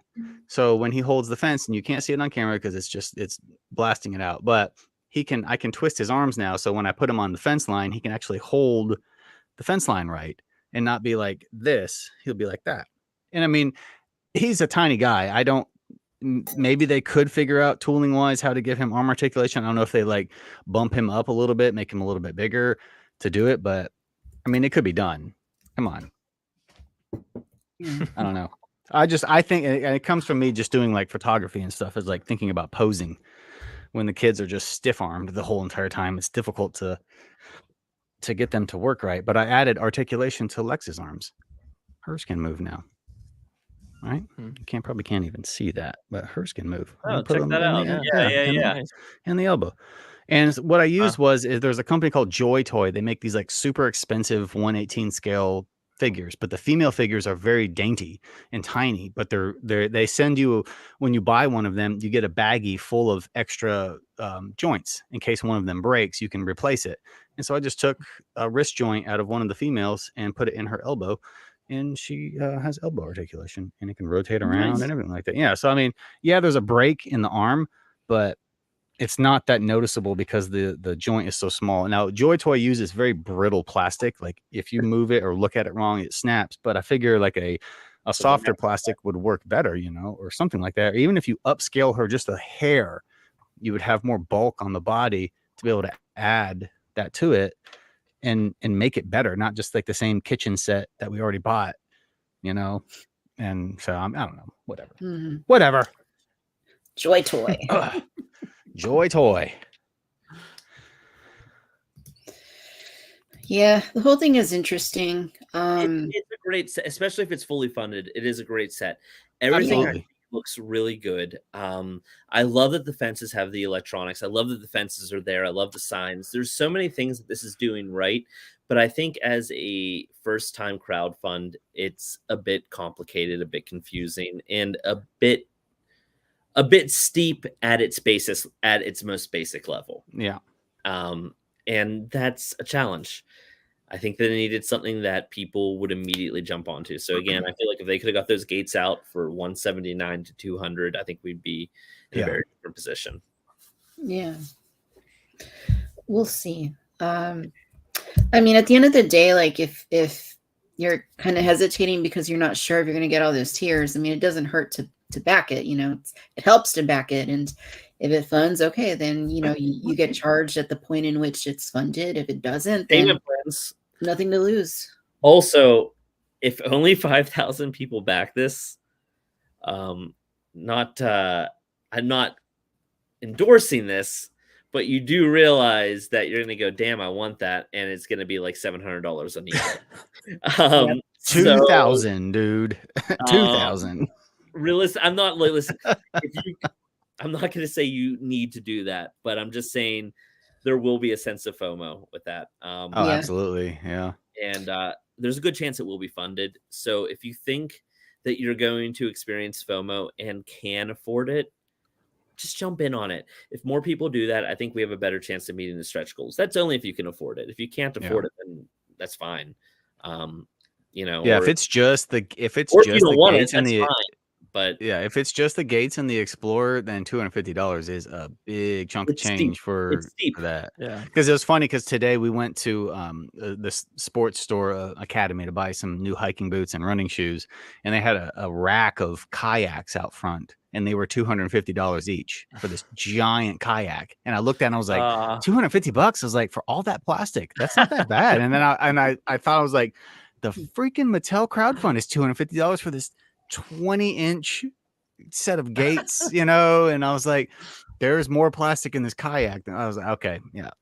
It's the cost of research and development and tooling and mass production. And I get it. I know where the cost comes from. Which is why I'm like, why did you do the sensor? Why did you do motorized gates? Why does it have 3 sound modes? All those things are cool, but those are more mass market things. Those are not collector crowdfund things. Right. Yeah. And that's where like it gets just bare confusing. bones gate, maybe with like the ability to have the flames light up would have been all I needed. I don't need it to play the song. The flames and Yeah. display lights Yeah. and the fence lights, Yeah. absolutely. That's That it. is perfect for Yep. a crowdfund. The other things, they're really cool, but they're again mass marketing things. They're Right. things Yeah. that people that spend this type of money usually Yeah. aren't looking for a collector, a Hammond collection item. Yeah. They're gimmicks. Yeah. They're very cool gimmicks, but they're gimmicks. Right. I'm literally going to take this one. If this funds and I end up with this 18 months from now or whenever they're done making it, because I'm assuming that this is a prototype. They haven't even begun to create the They said metal if it tooling gets yet. funded, it will take a year for people. Yeah. Like at least a year. So what I'm going to do when I get this is I'm going to set up a shot where the vehicles are going into the park. And what have they got in there? King Kong, that shot. And then I'll do another shot where Nedry is at the gate and it's raining and he's opening it up to go through the gates. And that's all I'm going to do with it. I'm going to put it on my shelf back here, and that's where it's going to sit for forever, how long. And then my daughter has to figure out what to do with it when I'm old. And so, like I don't need it to open up and play Jurassic Park. I can do that on my Alexa. I don't display most of my Jurassic toys, but this is one that I would display. Yeah, it's a centerpiece. It's beautiful. If I get it, this is definitely one that I want to have happen. I think it's really great. There's a lot of artistry in it. I just think I don't know what the marketing, the messaging, the package is confused for what it is. And it's a first attempt. And if I had confidence that they would try again if they fail, then I would say, hey, learn from the lessons and move on, and let's do this again. The problem is, I don't know. I'm very nervous about that. Yeah. Mm-hmm. I still think that Mattel Creations would be a great way to bring back the 6-inch figures, but that's another conversation. Yeah. What if the stretch goals were the electronics to the gate? What if that was like a stretch goal instead of it being like 250? It was like, I don't know, 200 with the Explorer, but then like the stretch goal was like souping up the gate with the additional electronics, the night mode, and all that stuff. Yeah, I mean, I think that people would probably still rather human figures, or like the signs and whatnot. Or to be honest with you, I feel like what would have made a lot more sense is like if you get a certain amount of backers, maybe you could fund a all new Hammond collection Velociraptor that is actually sculpted after Jurassic Park, because their Velociraptor is blue. It's painted slightly like Jurassic Park, but it's blue. It's trash, man. Yeah, it doesn't look anything like the JP Raptor. It's blue with a short web finger. It looks like it doesn't even look like blue very much, let alone Jurassic Park. Yeah. So I don't know. Brad, what do you think about the size of this gate? Do you think that that's part of the reason that some people are maybe holding off when they say, oh, it's 20 inches tall and it's this wide? Do you think that's a factor? Yeah, I mean, I was kind of blown away when I watched that stream. I was like, wow, okay, that's way bigger than I even expected. Even I'm like, I don't know. I've got a big basement here. I could where put am I going to put anywhere, it? But where? Like in my studio here, I'm like, I don't know. I gotta have to rearrange everything to put this somewhere. I'm like, maybe I could put it up here and get rid of all the Black Series. And well, you spent the past 5 years buying super colossals, and now they're just everywhere. Stupid, man. I thought I bought them with the hope that Amber collection was going to be like, yes, and this is the Indominus, and this is the T-Rex, and now they're not. And now I've got this Indominus, this dog-size Indominus Rex laying on my floor. I don't know where to put it. I can't take it apart. I got Sauropods. Oh, I can't show that one, but I got Sauropods everywhere. Ooh, Chris, you can't show that one, huh? I'm surrounded. I had to redo the whole entire display because of this giant Hammond collection one, and then I bought the Dreadnought, and I was like, okay, I'm gonna buy it, and I'm not gonna open it. And then I opened it, and then I was like, I'm just gonna partially put it together for the photo that I'm gonna do, and I'm gonna put it away. And I was putting things together, and then they went like that, and I was like, oh no, I can't take that apart. Now I've got a 5-foot freaking sauropod. Yeah. Just here. He's just hanging out. It's huge. I just had to put mine on this box that they sent me. I'm like, I don't know where else to put it. Like, that's it. It's literally as tall as my child, I think. It's just ridiculous. God. But no, dude, if I had to get like Mattel doing Brachiosaur figures, that right there seems like super ambitious and awesome. Like growing up with Kenner, we never had the Kenner Brachiosaurus, you know, and even like the legacy one, I still think is awesome. Like Yeah. the sculpt on it is great. It's just a great display piece. You know, the Hammond Collection one is really cool. I love the Hammond Collection one. It's beautiful, but like I can't believe that even these things even exist. Like they're doing that. I mean, it's amazing. Yep. They're so fun. Big old brack. Which also begs the question is, since they've done their first sauropod, there's been a sauropod every year. What happens in 2024? Do we think there will be one? I mean, I don't know anything about dinosaurs, so I mean, are there any other bigger ones to make? I'm assuming there probably are. Not in the comments are going to be like, "You idiot!" Oh, unless you count the Jurassic Park 3 Brachiosaurus as its own. The little blue one. I was gonna say that. Maybe we'll get the bent neck from Jurassic Park the ride, the Ultrasaur. You know, only thing like this. Like Mattel did a mini of Diplodocus, didn't they? Did they? Yeah, I think in 2018. I think so. The mini had like spikes on it or something. That's the only thing I can think of that's even vaguely represented as a large sauropod that hasn't had a large toy. Yeah, but I'm thinking probably not for next year, because I feel like that dreadnought is pretty huge, but like the one from the Lost World, and real talk, growing up when I watched the Lost World, I just thought that was the Brachiosaurus. I didn't know that was the Menma, whatever it's called. I didn't know that. Yeah, I was like, I didn't know that. I thought it was just the Brachiosaurus because I knew nothing about dinosaurs. I still don't know anything. People think when they watch my videos that they think that, oh, he knows everything. No, I don't. I can barely pronounce most of their names unless it's like the original gang from Jurassic Park or the Lost World. No, can't do it. To be fair, most paleontologists cannot either. Yeah. Why make it so hard? That's what she said. Oh. Oh, yeah. You guys are rated PG. What about they could repaint the Apatosaurus into a Fallen Kingdom variant? Well, technically it isn't because it's more. No, I have it backwards. A Jurassic Park variant. I hope Jurassic World. Sorry. Okay. Okay. I'll level. I hope we don't see the Apatosaurus again without some massive resculpting. I agree. Yeah. Its proportions are all off. Its head sculpt is all off. I want to like it, but it's a little wonky. It seems really huge. Is it bigger than it's supposed to be? Because like when they go to check it after the Indominus kills it, it seems smaller. Yeah, it is pretty big, but I think that works. Yeah. Boy, the problem is the neck is too short and the head's too big. Right. So it gives it the appearance of a supersized adolescent Apatosaurus as opposed to an adult. When you compare it to the proportions of the other ones, it really kind of stands out. And then the head looks like what are the things from Dark Crystal? Oh yeah. It looks like one of those things. Yeah, it does, doesn't it? Has no lower jaw. I don't know what happened. Lost its lower jaw. So that one needs a new sculpt, but I would love a new Apatosaurus if it got a new sculpt.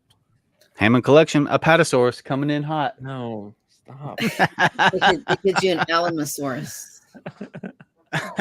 That'd be really tall. Can't take any more, Captain. Give me the Jurassic Park 3 Brachiosaurus. Dude. Let's take a look. Don't do that one. Let's see what we got. Oh my God, look how many there are. No. There's a lot of big ones. What's the biggest one? Is that like what's got like the Titan name in it? Titanosaurus. Yeah. Is that bigger than the Dreadnoughtus? It's pretty damn big. I don't know. Yeah. I don't know how many. I mean, like literally, they take up like 3 foot of shell. 1, 2, 3, and then this guy is usually up where the command compound is over there. But like, can't do it. I'm good off sauropods, so we have plenty.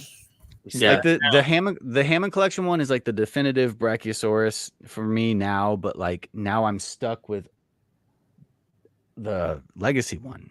You know, I don't know. I have another one on the yeah, I have that one too, and he's in a box. But then I've got another Legacy one that I've been working on a repaint video to do the JP3 deco on that one.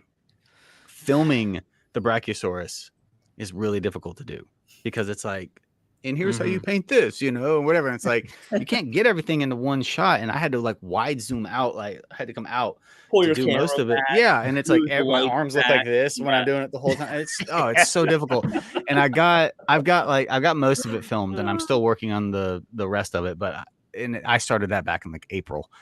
And just every time I look at it on the floor, I'm like, oh, I don't want to paint you anymore. I'm done. Like I'm done with it. And so yeah, I haven't revisited it, but a Hammond Collection Jurassic Park 3 Brachiosaurus would be really cool.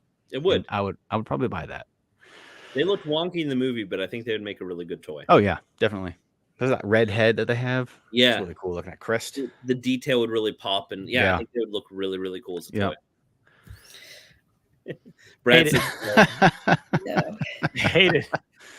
Brad, when I finish the repaint, I'm sending you that Brachiosaurus. With no hat. With a little version of this hat on its head. Yeah, I'm gonna pack the hat inside of it. That's gonna be the add-on. You're gonna get that. It's the first tier, and I'm gonna send it to you.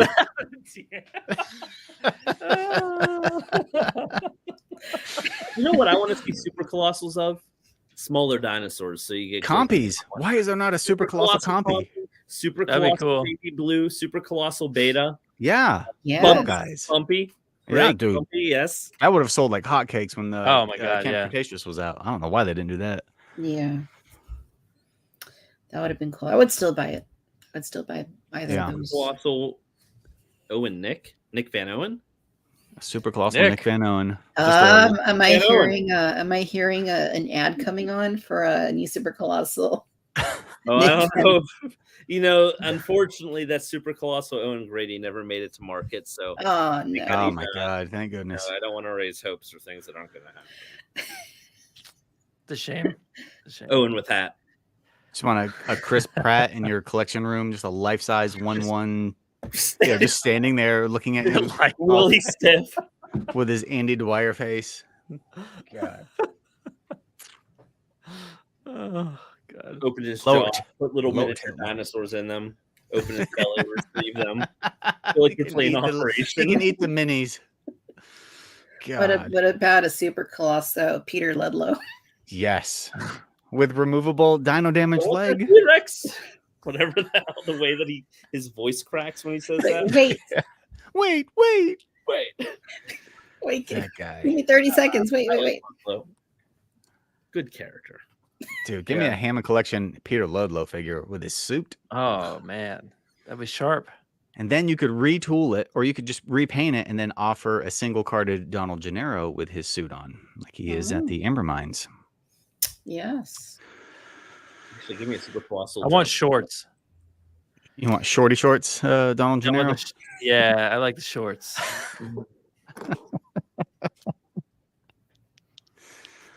Lord. Detachable legs. Just give them two different. Yeah, that's there you go. stretch goal. I, Just pants and shorts. 2 figs in 1. Speaking of detachable legs, if they did a Lost World set with like the trailers, what if they did a Eddie Carr that was? Yeah, you had removable Yeah, torso, man. great. Full part torso, Fantastic. dude. I would buy that in a heartbeat. Yeah, dude, that crowdfund would have like that Yeah. mobile command center with an Eddie Carr. Yeah. Stretch. Yeah, I mean, dude, pull apart body, little tranquilizer gun that he uses. What are we doing? What are we doing? I'm gonna be working on the design team. Next time we'll be. I know. You know? Hey, Universal, call your boys. That's as Call Steve your would say in boy. the chat. I don't know if Steve's still here or not, but I'm always giving away too many ideas on my streams, and they don't listen. So I stopped doing it. I'm like, no, I'm gonna just stop saying it. Until you start stealing my ideas, I am done giving you away. I always joke about that with Jay Jurassic. I was like, I'll make a custom, and then like a year later, it comes out like as an official thing, and I was like, they're stealing my ideas.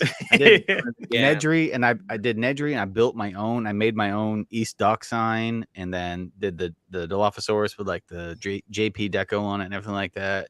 And then like Amber Collection Nedry comes out with his yellow raincoat on. Dilophosaurus comes packed with the East Dock sign, and I was like, oh, stealing my ideas, just hire me. That's fine. That's why I keep making customs and then putting it on the internet so they see it, and then everybody gets to enjoy them. Do me a favor. Do a Lost World Pteranodon custom so that's Yeah. because I'm still waiting for it. Yeah. Still waiting for the Pteranodon that appears in the Lost World because Yeah. that still doesn't have a modern toy. Geostenbergia, but that's not the same thing. And Never got that one. the Burke, the guy, he could come with like his little like cowboy hat that he wears, and he comes with that little was snake? it the snake that he Yeah. thinks is venomous, but it's not, and he ends up getting killed because he doesn't know his snakes. Yeah. Brad, you didn't get this one? Nah, never got it. Dude, I got that one, and that is my least favorite one. I'm not done for with movies. the flying. Yeah. Every time I move the neck joint, the paint scrapes off the back of it. Well, that's why I put it in a pose, and then I and just leave it on the. Where is he at? He's where is it? But I just leave him on the shelf just like that. Oh no, my I'm computer afraid went. of leaving it in that position because I'm afraid it might cause the rubber to crease. Yeah, that's it what probably will. Doing. And these are like uber thick. Like I feel like they should be dainty. He should be dainty looking, and he's got these thick arms. It's a nice boy. toy. It's a nice toy. It's just when you start applying the adult collector label that it starts to get a little confusing. Yeah. Well, and like the Jurassic, the Amber Collection Pteranodon, I love that thing. It's so cool. Like I love that one compared to like all of the mainline stuff, where it's like it's very stiff armed and you can't do anything with it. I like that one a lot. And this one is, I mean, I don't hate this one. It's just my least favorite out of all of the Hammond Collection stuff. Because it's like, isn't it like at the movie for like 2 seconds at the end and it goes, not even that species. It's not even that one. It's not even that one? Oh, okay, No. yeah. So Lost Pteranodon and Geosternbergia, 2 different species. Oh Lord. This was the one that appeared in concept art, but then was changed for the movie. Because nobody knows what a Geosternbergius is. Come on. I didn't even know what that was. It's a cool concept to do something from concept art, and yes, it is. But later, it started as the intention, as opposed to the fact that the wrong one is in the style guide, and that's what got made as a toy because nobody cross-referenced in the movie. So it's one of those things that where if you've seen it happens a lot, times you go, I know why this happened. And his legs just But I cut think out. this He is the can't point. even put his legs on the ground. I will stop complaining. Yeah, that they don't reach the ground They don't reach the ground because it is repulled from the Amber Collection Pteranodon, which had mid articulation, but this one doesn't, so it can no longer droop down. Whoops. Yeah. Yeah. The legacy Shame one on you. I think it's better than a little better than the legacy one, though. I mean, at the end of the day, because it moves more. Oh, the legacy one was horrible. This one's actually very visually appealing. It just has some. It's pretty. I mean, it's pretty. Like I did when I first got it, I did a picture of it, and it's really pretty looking when you get it in the right position. But if you just try to make it look like it's walking, it's just these little. Yeah, it can't walk. These little doodads. Oh, yeah, it walks on its hands. Shame on you. It's a shame that they didn't do any Dominion Hammond Collection during Dominion, because I would have loved to see their attempt on a Quetz. That would have been awesome, dude. They could have made it walk actually properly. Dude, Hammond Collection Quetz and a Hammond Collection Therizinosaurus. All day long for that one, man. And Pyroraptor, I would love to see. Yeah, Pyroraptor. I mean, maybe they'll do it, but like, go Power Raptor. Oh, sorry, Power. Pterodactyl. What I will say, and I think this is that's 32, isn't it? I'm going to rewind back. Anniversary for that. I don't know. I'm going to rewind back to the crowdfund.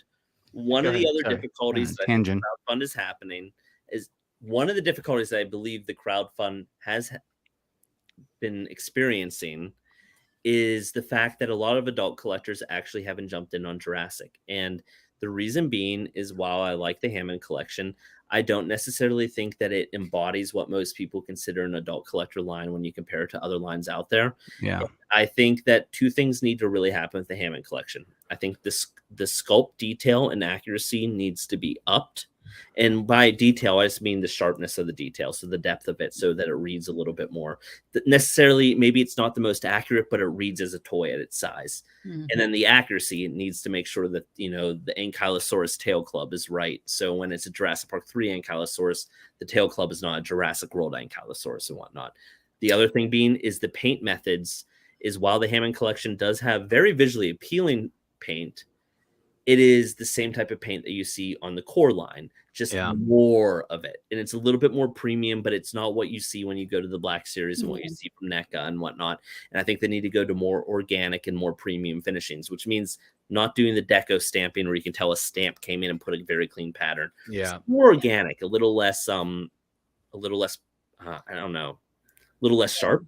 And I think that would pull the collectors in that have said, hey, I want to collect Jurassic Park, but Jurassic Park isn't doing what I want quite yet. I think the Hammer is so close, but it needs to go a bit further. And I think if you get those collectors, things like crowdfunds will do a lot better. Right. Yeah, and I'll second that with, for a long time, like Mattel hasn't really figured out that adult collector market. I mean, they know it exists and they have for many years because they've had lines that are, like adult collector aim, like when they were doing their Maddie creations, like the Ghostbusters, like props and stuff like that. I mean, they know that market exists, but when it comes to like their toy lines, like Hammond Collection, like Amber Collection, they're really just they're not quite to that, current day collector, expected like level of quality. Yeah. And their other lines too haven't evolved with the times. It's one of the reasons they lost the DC line was because, I mean, the figures looked like they were like 10 years outdated. And I don't think they've quite figured that out for, Amber or Hammond Collection. I mean, some of what they do is really good. The Ankylosaurus, awesome. Oh yeah, great figure. Yeah. Although it's a Jurassic World Ankylosaurus sculpt. Nothing about it in Jurassic Park 3, but it is a great figure. I love it. That's why that segmented tail is beautiful, man. I'm glad they went segmented. I love it, but I do want a new one that has the right sculpting. Yeah, maybe one day. But yeah, I mean, I think they really need to figure that out. And I mean, I don't know what their methods are, what research and stuff they conduct or look at, but it just seems like they make improvements with their human figures when you go from Legacy to Hammond Collection, but they're not necessarily, I wouldn't say, always better. They add a couple more joints, they add a few more accessories, they tweak the color of the clothes. Yeah. And like someone like me, like what I would love to see is like Star Wars Vintage Collection, but Jurassic. Like even if I had to pay a couple bucks more, whatever. But dude, so I don't collect Star Wars, but I when I was a 95 Power of the Force, and I at Walmart I found this, right? And I saw that, and I had the old Kenner one that blew apart when you pushed the button. Yeah, I love that thing, and so I bought it. And I was like, "That's so cool!" And it comes on this little card, and it comes with the speeder bike with the little clear stand.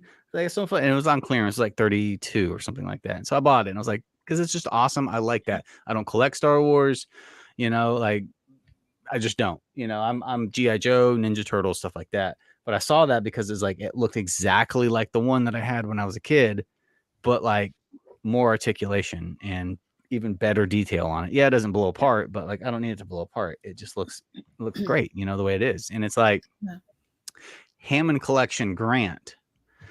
The head sculpt on that is so goofy looking that like Legacy Collection Grant from 2018 looks better than Hammond Collection Grant's head sculpt, and 93 Classic Alan Grant looks better than both of them, and that's the head that I use when I do shots with Grant with his hat on. I use the 93 Grant head. I just popped it off and put it on the Hammond Collection Grant because it's like, it's a great, his face looks great. Like it's just a nice looking head. Yeah, we see it, Brad. He's a floppy guy.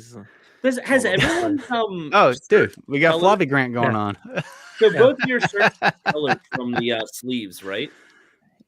Sleeves are kind of accurate still. Mine has a lot of dino damage. The skin is showing. Take mine out because last I checked, mine has the same consistent color from the shirt to the arms. Yeah, rare. I mean, I'm sure everything else is in poor shape.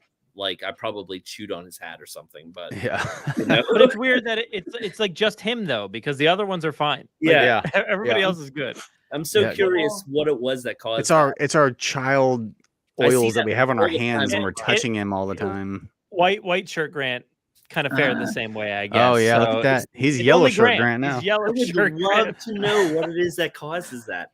I mean, oils. At least it's got to be. that's something that you can't do anything about. Whereas like a lot of my old Jurassic Park figures, like the real feel Triceratops, I popped out the Dino Damage and took a metallic silver Sharpie and colored in the bone with metallic silver. Of course you did. The other ones I like added blood on them, and like I'm like looking at them like, why did I do this? Yeah. Why metallic? I wasn't into robots. I hated robots. I hated cars. Why did I do metallic? One of my favorites is the Muldoon that my cousin put on a treadmill.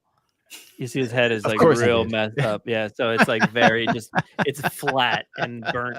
So yeah, I think with the discoloration, what it is they cast like the torso in like blue, for example.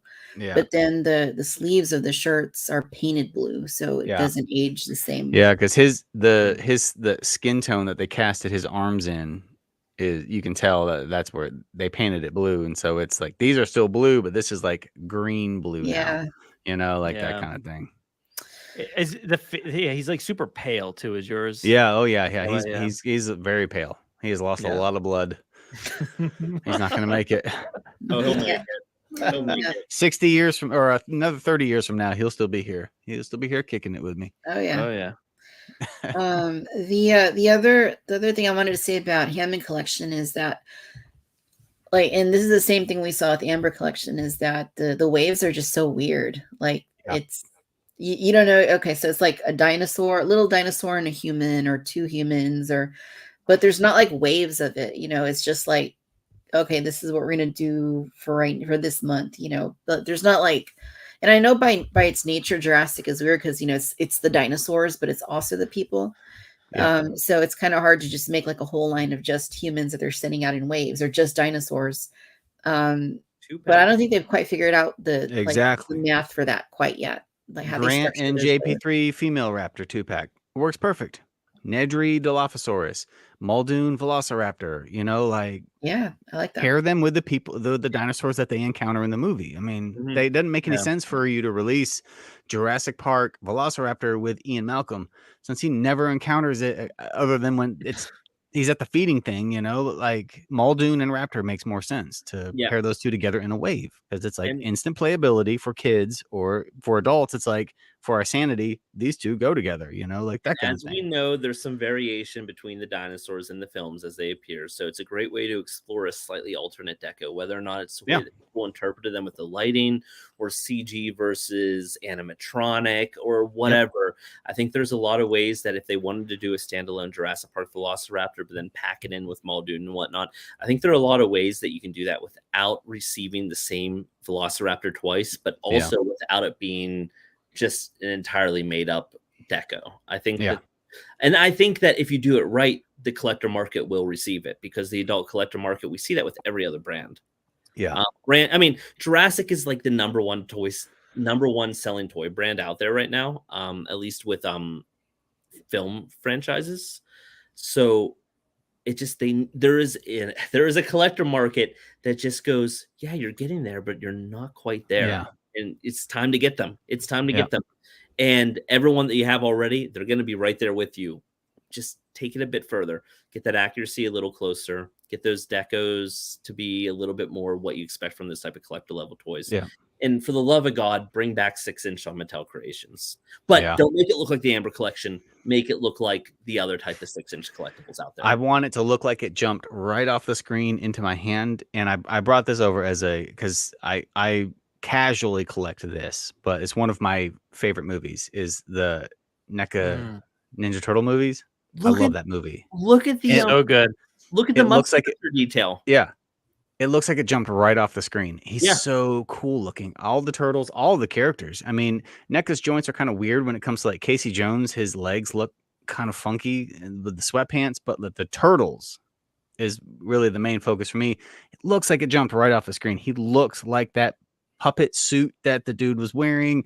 This is what I want for Jurassic, man. And I'm an adult with, money. I will buy that. I'm not 5. Would you crowdfund like a 6-inch Velociraptor from 100%. Jurassic Park that is fresh new sculpt?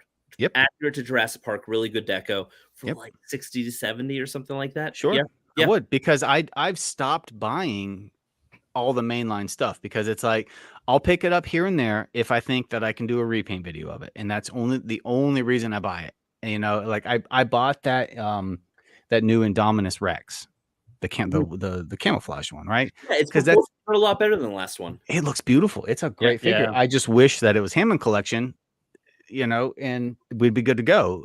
So I bought it because I was like, it looks great. I love that. It looks really cool.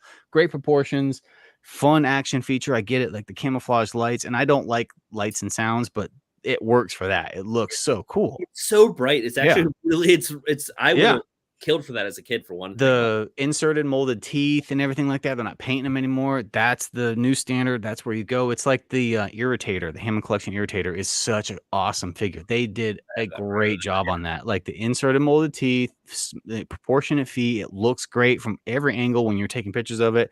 And then I look at like the Ceratosaurus, and it's got these giant bananas hanging out of its mouth. And I'm like, oh my God, come on, you know, like you're killing me, man. Yes. But I don't know if they changed designers or sculptors in between those waves. Maybe they did. No, You it's know. the same design team. Okay. They have been enabled to. These are things that they've always wanted to do. Right. And now they have it within their ability to do it. Okay. That's. But I mean, they're doing great, dude. I Yeah. mean, this new wave, like honestly, like the little baby T-Rex and the Irritator, the Metrocanthosaurus. What else came out in this wave? The Jurassic Park 3 dude, this Coryanthosaurus or whatever. Yeah, they're all good. It's a banger wave, dude. That wave is a banger wave. It's awesome.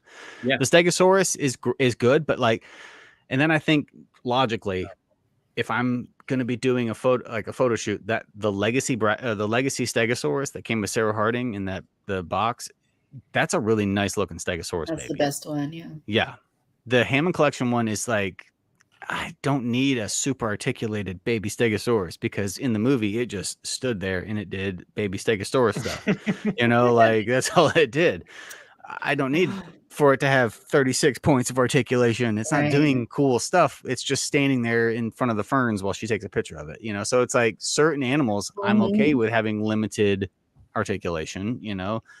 And so sometimes herbivores making the jaw hinge all the way at the back. Yeah, it's like might not be the best this call. thing right here. Yeah, Make it's the weird. And it's like, yeah, you don't need to do that. Make the beak so you don't Yeah. get this crazy like Yeah. creature thing going on. Yeah. I appreciate the articulation, but I do. sometimes it doesn't quite Yeah. bring the design to life. Yeah. The way you see it in the movies. Yeah. The legacy one looks like the maquette or the animatronic that they used, and the Hammond Collection one looks like they took it and then they just chopped it all to pieces and they put a bunch of articulation in it that didn't need it. And you know, I mean, it's not bad, but it's just not. It's good, not great. I prefer the budget had gone to paint. Yeah, exactly. Didn't the baby Stegosaurus didn't eat like a goat? And it wasn't like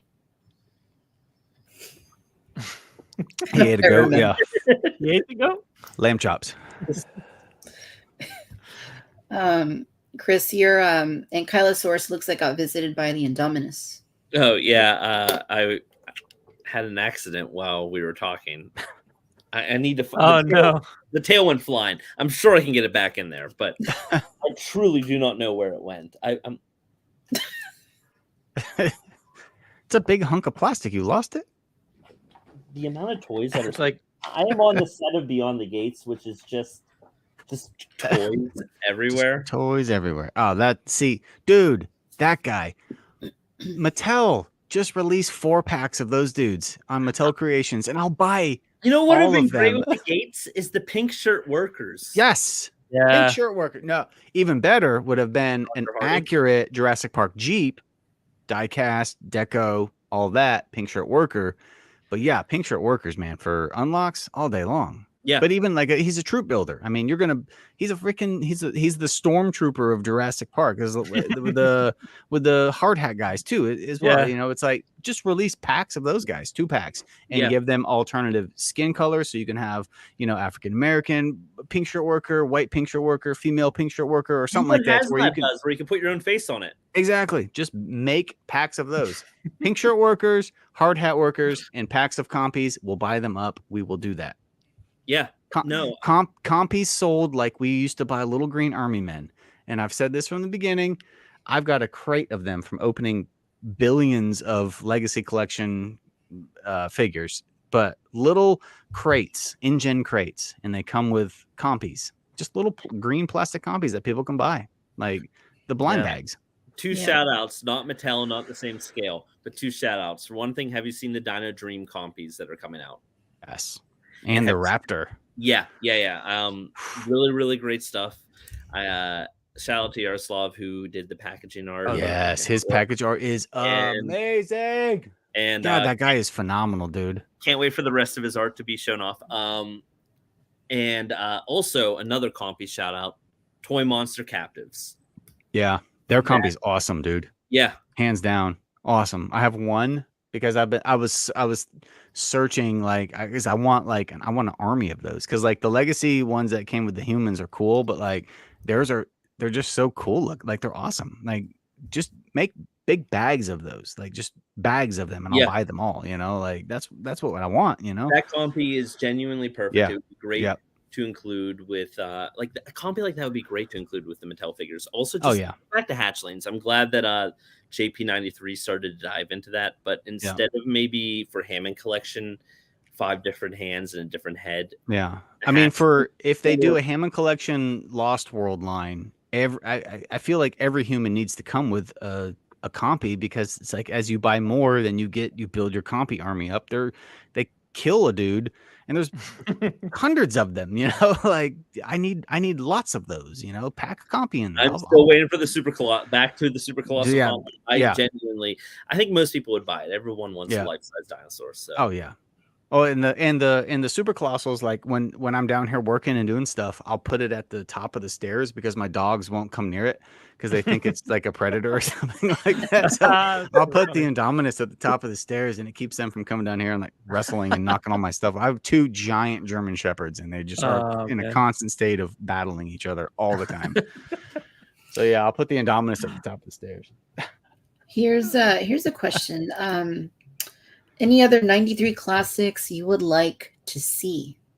How much time do we have? Because I know. I mean, there's obvious ones, right? Like more humans, like Ellie and Tim, Lex, Nedry. You got to do Nedry with his little spray backpack. I know, and you know that I love the accessories they do come with, but I kind of wish like that Grant had like the aerial net trapper and the nuke, or you know, like I wish they had more of that. That was the one thing that like I love opening those up. I had so much fun opening them up because it was like big stupid rocket launchers and all this stuff. I was like, it's awesome. Grant came with like, I feel like an unnecessary amount of weapons, like maybe just a little grappling hook would have been fine, and Ellie should have come with the actual the grappling hook, and he came with the pinchers. I still look at that and wonder, did they tool that for Ellie and then Ellie didn't happen? Like, right. But it's one of those things that you can't help but look at and go, Yeah, that's what I thought, because she should have come with that, and then a baby Triceratops. Grant should have come with some sort of backpack net launching thing with a baby Pteranodon. Like, if you're really going to if you're going to play off that Kenner 93 vibe, that's what they should have come with. They did a great job with Malcolm because he has that translucent green thing in his backpack, and he's got the thing that's got the green missile in it, just like he had the gliders with the Lost World. Right. Also, but if you're gonna pack Malcolm with a dinosaur, Malcolm should have come with the Gallimimus because he had the Gallimimus hatchling, and Nedry should have come with the Dilophosaurus in his little spray backpack in his mask. So my question is if they do an Ellie or like a Nedry, what dinosaur do you think they would package it with? Assuming it ever continued and assuming it followed the same format. What would your bets be? I would imagine that it's probably going to be somebody's going to. I doubt they'll do a Timmy with a snare and the baby Brack. That would be the most. That would be the most logical thing to do. Timmy, little Timmy with the red snare gun and the the mainline Brachiosaurus baby that we've gotten before. Would have been perfect, painted in blue or cast in blue, just like the Kenner one. Boom, right there, you got it. That's nostalgia. Ellie should have come with the grappling hook and then the green Triceratops hatchling. Like who was that? Malcolm came with that. But yeah, so I mean, to me, it's like whatever small size dinosaur, attack pack size dinosaur that they could pack in there, they would. I mean, Dimetrodon or whatever. But yeah, to me, it's like it's kind of weird the way that they pack them with those figures. Like Grant should have came with either like a full size adult, like Pteranodon, like the little attack pack Pteranodon, done in gray plastic with the blue head and everything like that, with the net launcher. It would have made more sense. The way that they did it, it's kind of weird. So yeah, that is a little weird. The Dilophosaurus, you notice like his chains are just long enough that he can kind of still run if he wants to. He's getting out. You're dead. He's getting out.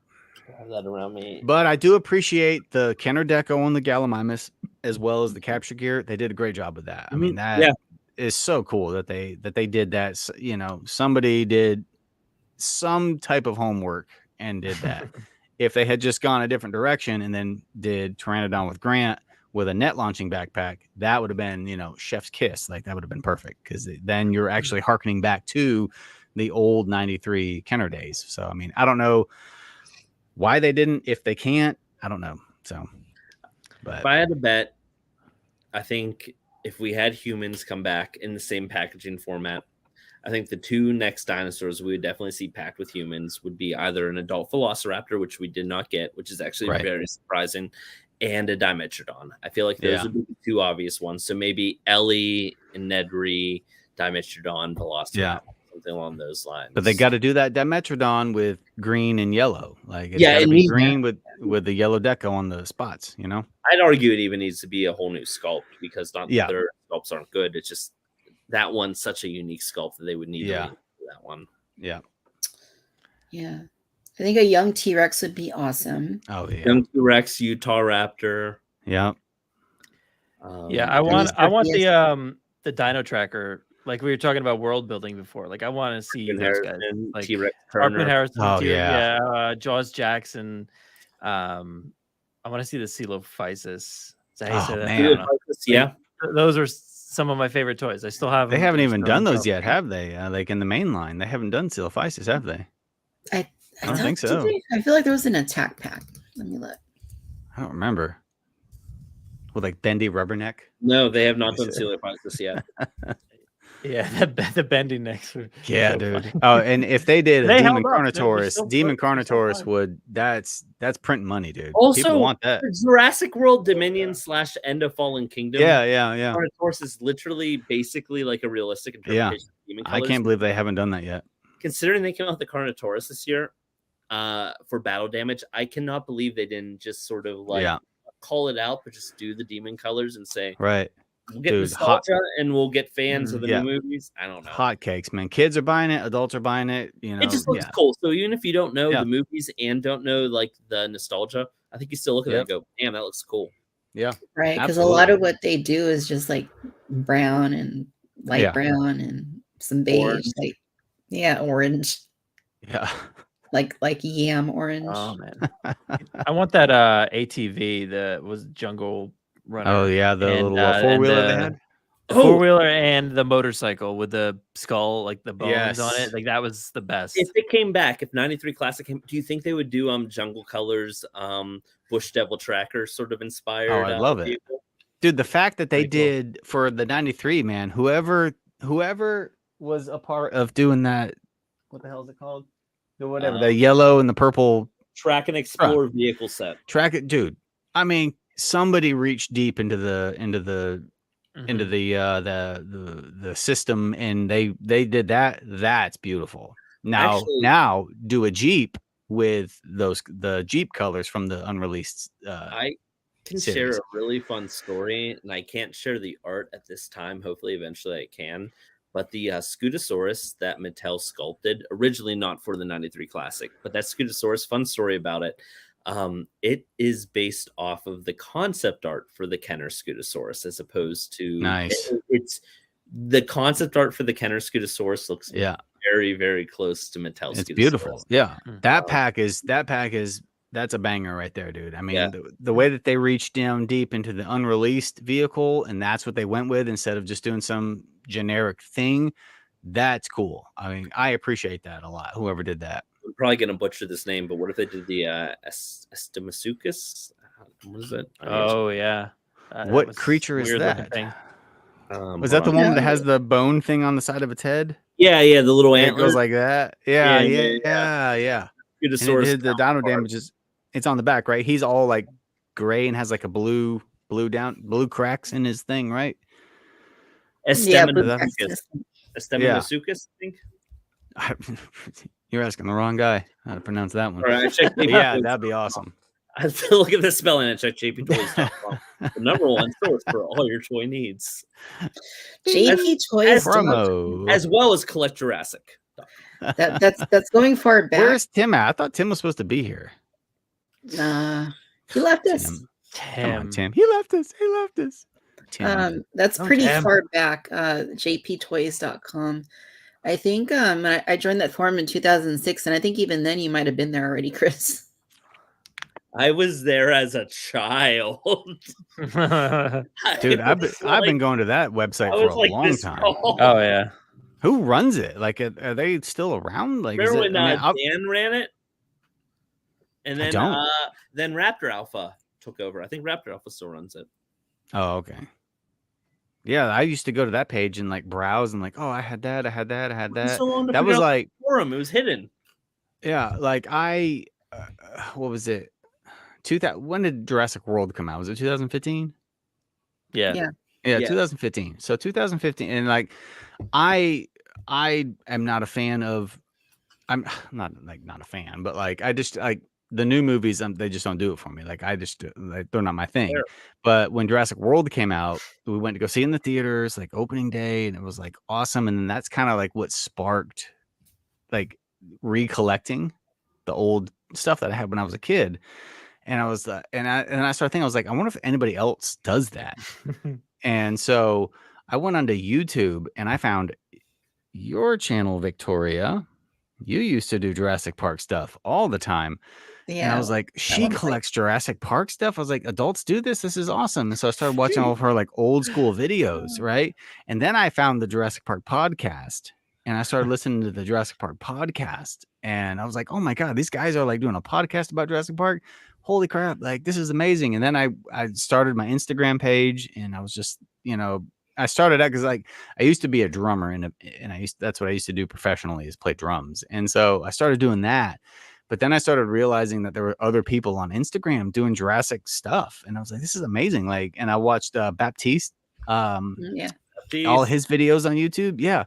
And he would like open up and like review stuff that was 20 something years old at the time, and I was like, this is awesome. Like, dude, people do this. I had no idea. I was going in cold because we're talking 2015. I mean, we're talking 1998 was the last time, maybe 99 before I was like done, and like I quit like collecting anything like that. I was in my 20s, and then I discovered this entire community of people that were doing Jurassic stuff. And I always attribute, Victoria, you are the reason that I have an entire room full of thousands of dollars worth of Jurassic Park merchandise. It's because of your freaking videos, girl. That's amazing. And now I repaint stuff. Who would have thought? Very well as well. Well, I appreciate that. I try. I'm okay. I'm okay-ish. I get lucky. I throw paint at stuff, and sometimes it looks good. Yeah. Oh, this one worked. God, if you could see the outtakes and the stuff that I edit out. You even trained me, remember, like how to repaint. I did, yeah, I remember that. Yeah. I just happen to have this right here. Yeah. Yes. Oh, that Morphodon. That looks beautiful. Look at that. The fine. Oh, look man. at that. I think that looks pretty damn good. Yeah, that's awesome. I love that that color on the underside. Yeah, it's perfect. Yeah, and it was the same colors as the attack pack. I just totally redid it. Pens to get the highlights, or got a brush. Like how did you? No, it's all brushes. Good. Yeah, thanks. He trained me, so I did that one, and then I did the reborn baby blue. Oh, nice. Oh yeah, Aw. that's perfect. Cute. It's cute.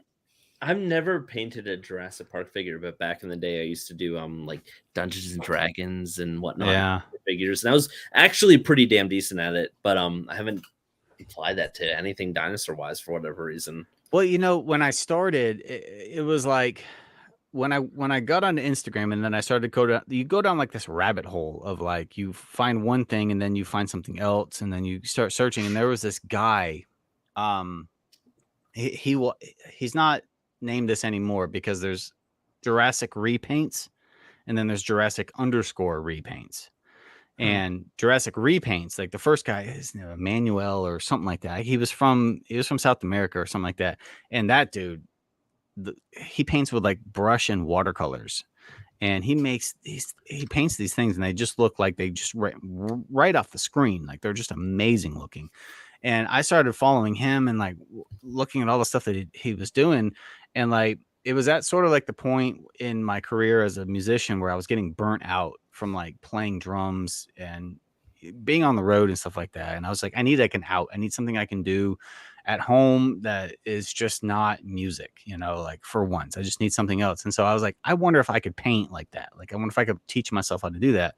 And so I went to YouTube, and there was nothing on YouTube showing you how to do this, like how to paint something, like how to paint a dinosaur, right? There's lots of like the Warhammer like mini game stuff, there's guys who show you how to paint tiny little things, but there's nobody showing you how to paint dinosaurs. So I like studied his stuff for a while, and then I turned my camera on one day and started painting one of the Jurassic Park 3 Spinosaurus, the medium-sized ones, the electronic ones. And I've just filmed it and I uploaded it and started my channel, and then it just sort of like snowballed right over a few months. And it was like I gained followers and everything like that. And it was just like, I don't know what I'm doing, like, and people are following me for advice, and I still don't know 8 years later, guys, if you're watching, I still don't know what I'm doing. Like I'm, like I said, I'm throwing paint at stuff, and sometimes it looks cool, right? So, I mean, here we are. It's the beast now. It's like you have to feed it every week. You're feeding the beast, But I still have no clue what I'm doing. But people send me messages all the time, and they're like, "Dude, your video helped me figure out how to do this and how to do that." And now other people are doing it, and so now there's like this giant community of people who repaint Mattel's dinosaurs, and it's like, you can sample from everything that you want to now. There's this market for it, which is great because it didn't exist when I did it. I had to kind of figure that out and then try to like break it down into layman's terms for people to like, yeah, you can totally do this. You just have to figure out the right way to do it, and I'm still trying to figure that out. Like I've been working on a Brachiosaurus repaint for the past 2 months, still can't get it right, and I mean, I fail. People see my videos and they're like, "Oh my gosh, that's amazing, dude."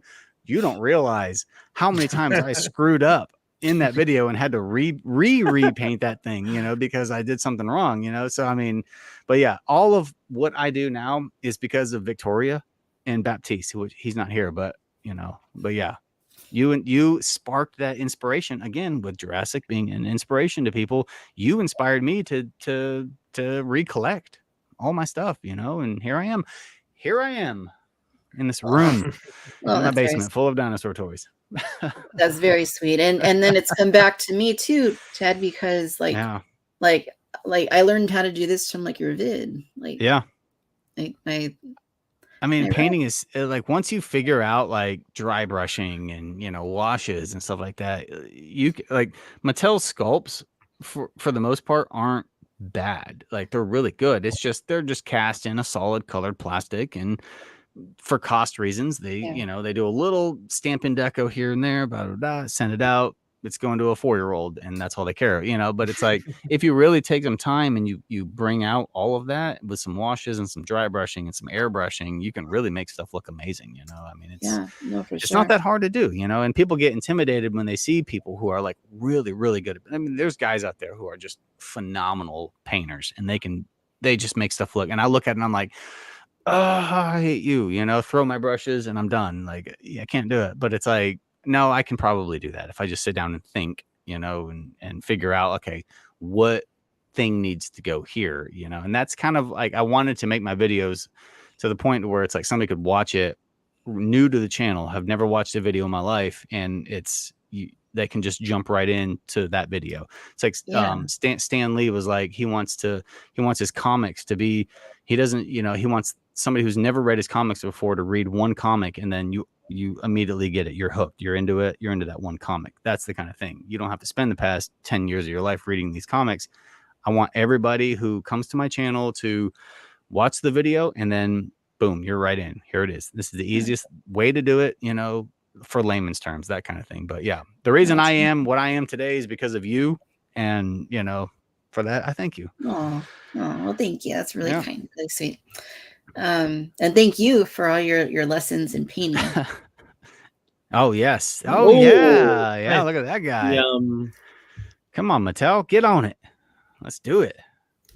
I need to get back into it. I haven't actually done it in 4 or 5 years. So it's therapeutic, it really is therapeutic. Yeah, no, it is. Especially when you're doing something that you really love. And that's like lately, man, I've just been so burnt out because it's like I feel like I'm doing the same thing every week. I get burnt out on it, and it's like nobody's gonna care about this. Like, I've done this before, like that kind of thing, and I haven't done a repaint video in a few weeks, mainly because like my daughter's out of school, so my wife and I and her, we've been going on little vacations around Georgia and stuff like that. But like, I haven't done anything because I'm so burnt out on doing it, and so I try to I'll do some shots, for Instagram and stuff like that, because those are way easier to do than filming an entire video. Like a whole repaint takes me like a week to do, but it's all broken down into a 5 to 6 minute video, and people think that it's like, oh, you can just repaint something every day. It's like, no, you don't realize the hours of footage I have that I have to then edit down and then do a voiceover and then explain to you how to do it. So lately, man, I did the Brachiosaurus review. That was my last video that I did. And, but I filmed that back in April when I got it from Mattel. And since then, I don't even think I've even done anything on YouTube because I'm just so burnt out. It's like I need to find inspiration again, that kind of thing. The artist thing. I got to find something that inspires me, because it's like I feel like I'm literally doing the same thing every week. But like this is what I do for a living now, is YouTube and Instagram. Like, that's what I do. And so it's got the burnout is hit, but I'm kind of hoping that I kind of reach a resurgence and I can find a new thing to do. I've been trying to switch it up a little bit, doing like the vehicles. Like I did the Crushed Explorer, I did the InGen chopper that they land on the island in and stuff like that, just to kind of like make it a little more interesting, but also like for me mentally, like being able to do something a little bit different that's not just painting a dinosaur again. So, but yeah, it'll be back. I'm working on some stuff, so nice. We need some new content also. I think. That helps a lot. Something to look forward to on the horizon would go, I think, a long way. I mean, I can speak to Burnout as well. I mean, I don't think it's any secret that I haven't loved the new films. Right. I'm hopelessly optimistic, but sometimes very outwardly vocal about my opinions. It's been difficult since Fallen Kingdom, especially. It's just been, I used to write all these really big articles and really big in-depth things, and now it's just like, I need something that I'm like, I resonate with this. Well, like, I've been resonating with Camp Cretaceous for what it's worth. The first season and the third season I thought were really good. The fourth and the fifth season, I like the characters. The character work was really good in that show, despite the story going off the rails. I thought the characters were good. I love the Yaz and Sammy stuff. I thought that was really well done. But man, the plot went off the rails. So I don't know. I feel like I just need a little something to get behind now. I mean, it's like lately I've been like, with my pictures on Instagram, I've just been going back and recreating like key elements from Jurassic Park, with just like humans interacting with each other, and no dinosaurs, right? Like that's sort of been like my thing that I've been doing lately. And not everybody loves it. People want like dinosaurs smashing into each other and fighting, and it's like, but let's just get back to the basics of just Jurassic Park, and just humans interacting with each other. And so that's what I've been doing lately. And it's been like, I've really enjoyed doing that. And I mean, I've had fun. Just like I've gone through the movie and I've kind of made some notes like, okay, so in my goal in the end is I want to make a video, like a slideshow of all the photos from the beginning of Jurassic Park to the end with all of Mattel's toys, right? That's what I want. Not every single frame, but key elements that tells the entire story. Yeah. With just that. And that's what I want to do. That's like kind of like my goal for this year, And so I was like really excited when the Raptor containment cage that was coming out, right? So I was really excited for that because like then I can do that shot. Like I can do the whole like shooter and Joffrey getting dragged into the cage, which will also help me like add that to the photo slide that I'm gonna have when I do the video, eventually. And I mean, I've done stuff over the years, key, scenes from Jurassic Park, but lately I've just been like focusing on one key scene right after the other. So like I've done, like the Amber Mines when Gennaro goes and talks with what's his name? Juanito. Yeah.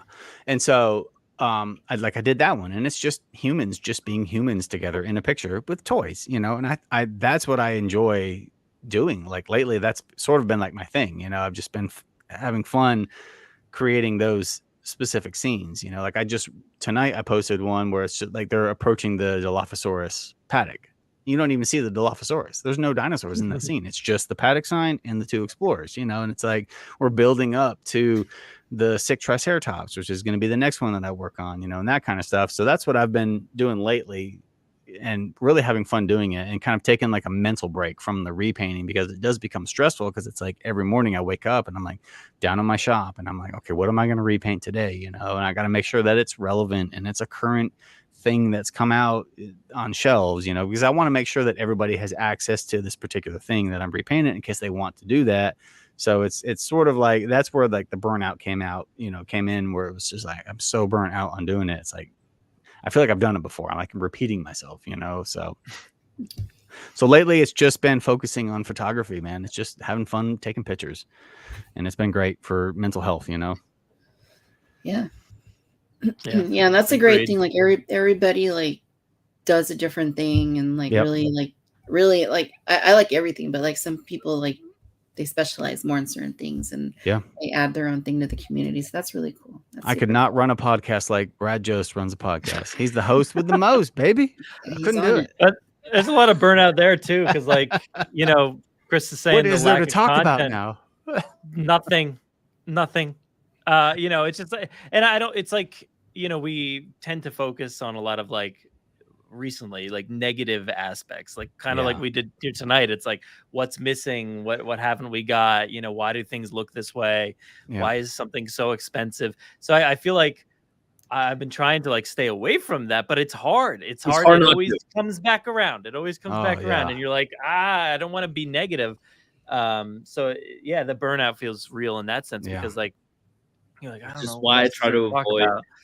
I try to avoid a lot of scenarios where that might come out more often than not. They're very, I only allow myself to engage in certain things like this every so often, because I know that it's all going to word vomit out of me. Not to say there aren't so many things that I like. It's just, I think that everybody is in the same position. Like there's just, I don't know. Everyone's like it feels like there's like a lack of maybe care. I don't know, like from direction, care, anything. It just seems like stuff's haphazardly thrown at us at times, and you're like, I don't know, it's just like, it's tough. There's lack of support, I think, from the from maybe Universal's side on certain things. It makes it like kind of difficult to keep producing at times. It's hard when it feels like you're doing all the heavy lifting and you're not getting any official support. So it's like one of those things. It's like, eventually you kind of go, man, I don't know. It's It's a lot. I don't know. I it's hard to fully vocalize, but I think that yeah. I definitely understand where you're coming from, and I imagine you do as well. Well, like we went on a hike, like my wife and I and Lex, and we just went away for a day. We went up to the mountains. We hiked Tallulah Gorge, and it was I didn't bring any because normally I'll bring dinosaurs with me and I'll do like photos. And I was like, I'm not packing any dinosaurs. I got to do a 2-mile hike up a mountain. I was like, I got to keep weight light in my backpack. Like no dinosaurs are coming with me. I'm not going to do it. And then I got to the top and it was so beautiful. And I was like, oh my God, I wish I had like a T-Rex with me or something. I was like, no, just stop for a minute. Just just enjoy life, soak it in, spend time with your family. Like, like the dinosaurs will be there when you get back home, like that kind of thing. And you know, I just like, need a minute. I produced those 2 episodes of the 30th anniversary, and I like worked pretty hard on that. And then I was like, I know it's June, it's Jurassic June, the 30th anniversary month, but I was also like, I'm done for the month. And that was, that was on the 11th. I was like, I'm done. I'm good. They started posting things now, right? Like my video, and now that stuff's great. Really Jurassic August, more like that, less sexy Lexi Rexy or whatever the fuck. Oh my God. I'm sorry. I'm sorry. That was very. Come on, Chris. This is a family show. It's 12:30 in the morning at night or whatever. I don't know. Well, no, I think there's kids watching. We're deep enough in the episode that YouTube won't ding you for that, but still. My daughter's watching. Yeah, it's the that's why the Jurassic Outpost podcast is also another thing. This is Cantina After Dark now.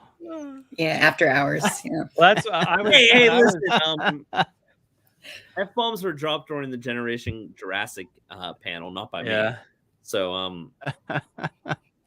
when I started the podcast, I was listening, I was like, man, there's just a bunch of guys out there just cursing constantly. I'm like, hey, maybe we should do a family-friendly version. Dude, not a bad call at all. That's the way to go, dude. Like my channel is family friendly. You can watch it with your grandma, your kids. Like I try my hardest to keep it as clean as possible. And I mean, it's 100% G rated, Yeah. Outside the podcast, Jurassic Outpost is as well, but the podcast. Yeah. Outside of the compound, I'm a monster, but on camera, I am Mr. Rogers. Yeah. Don't listen to my other podcast. Changing your sweater.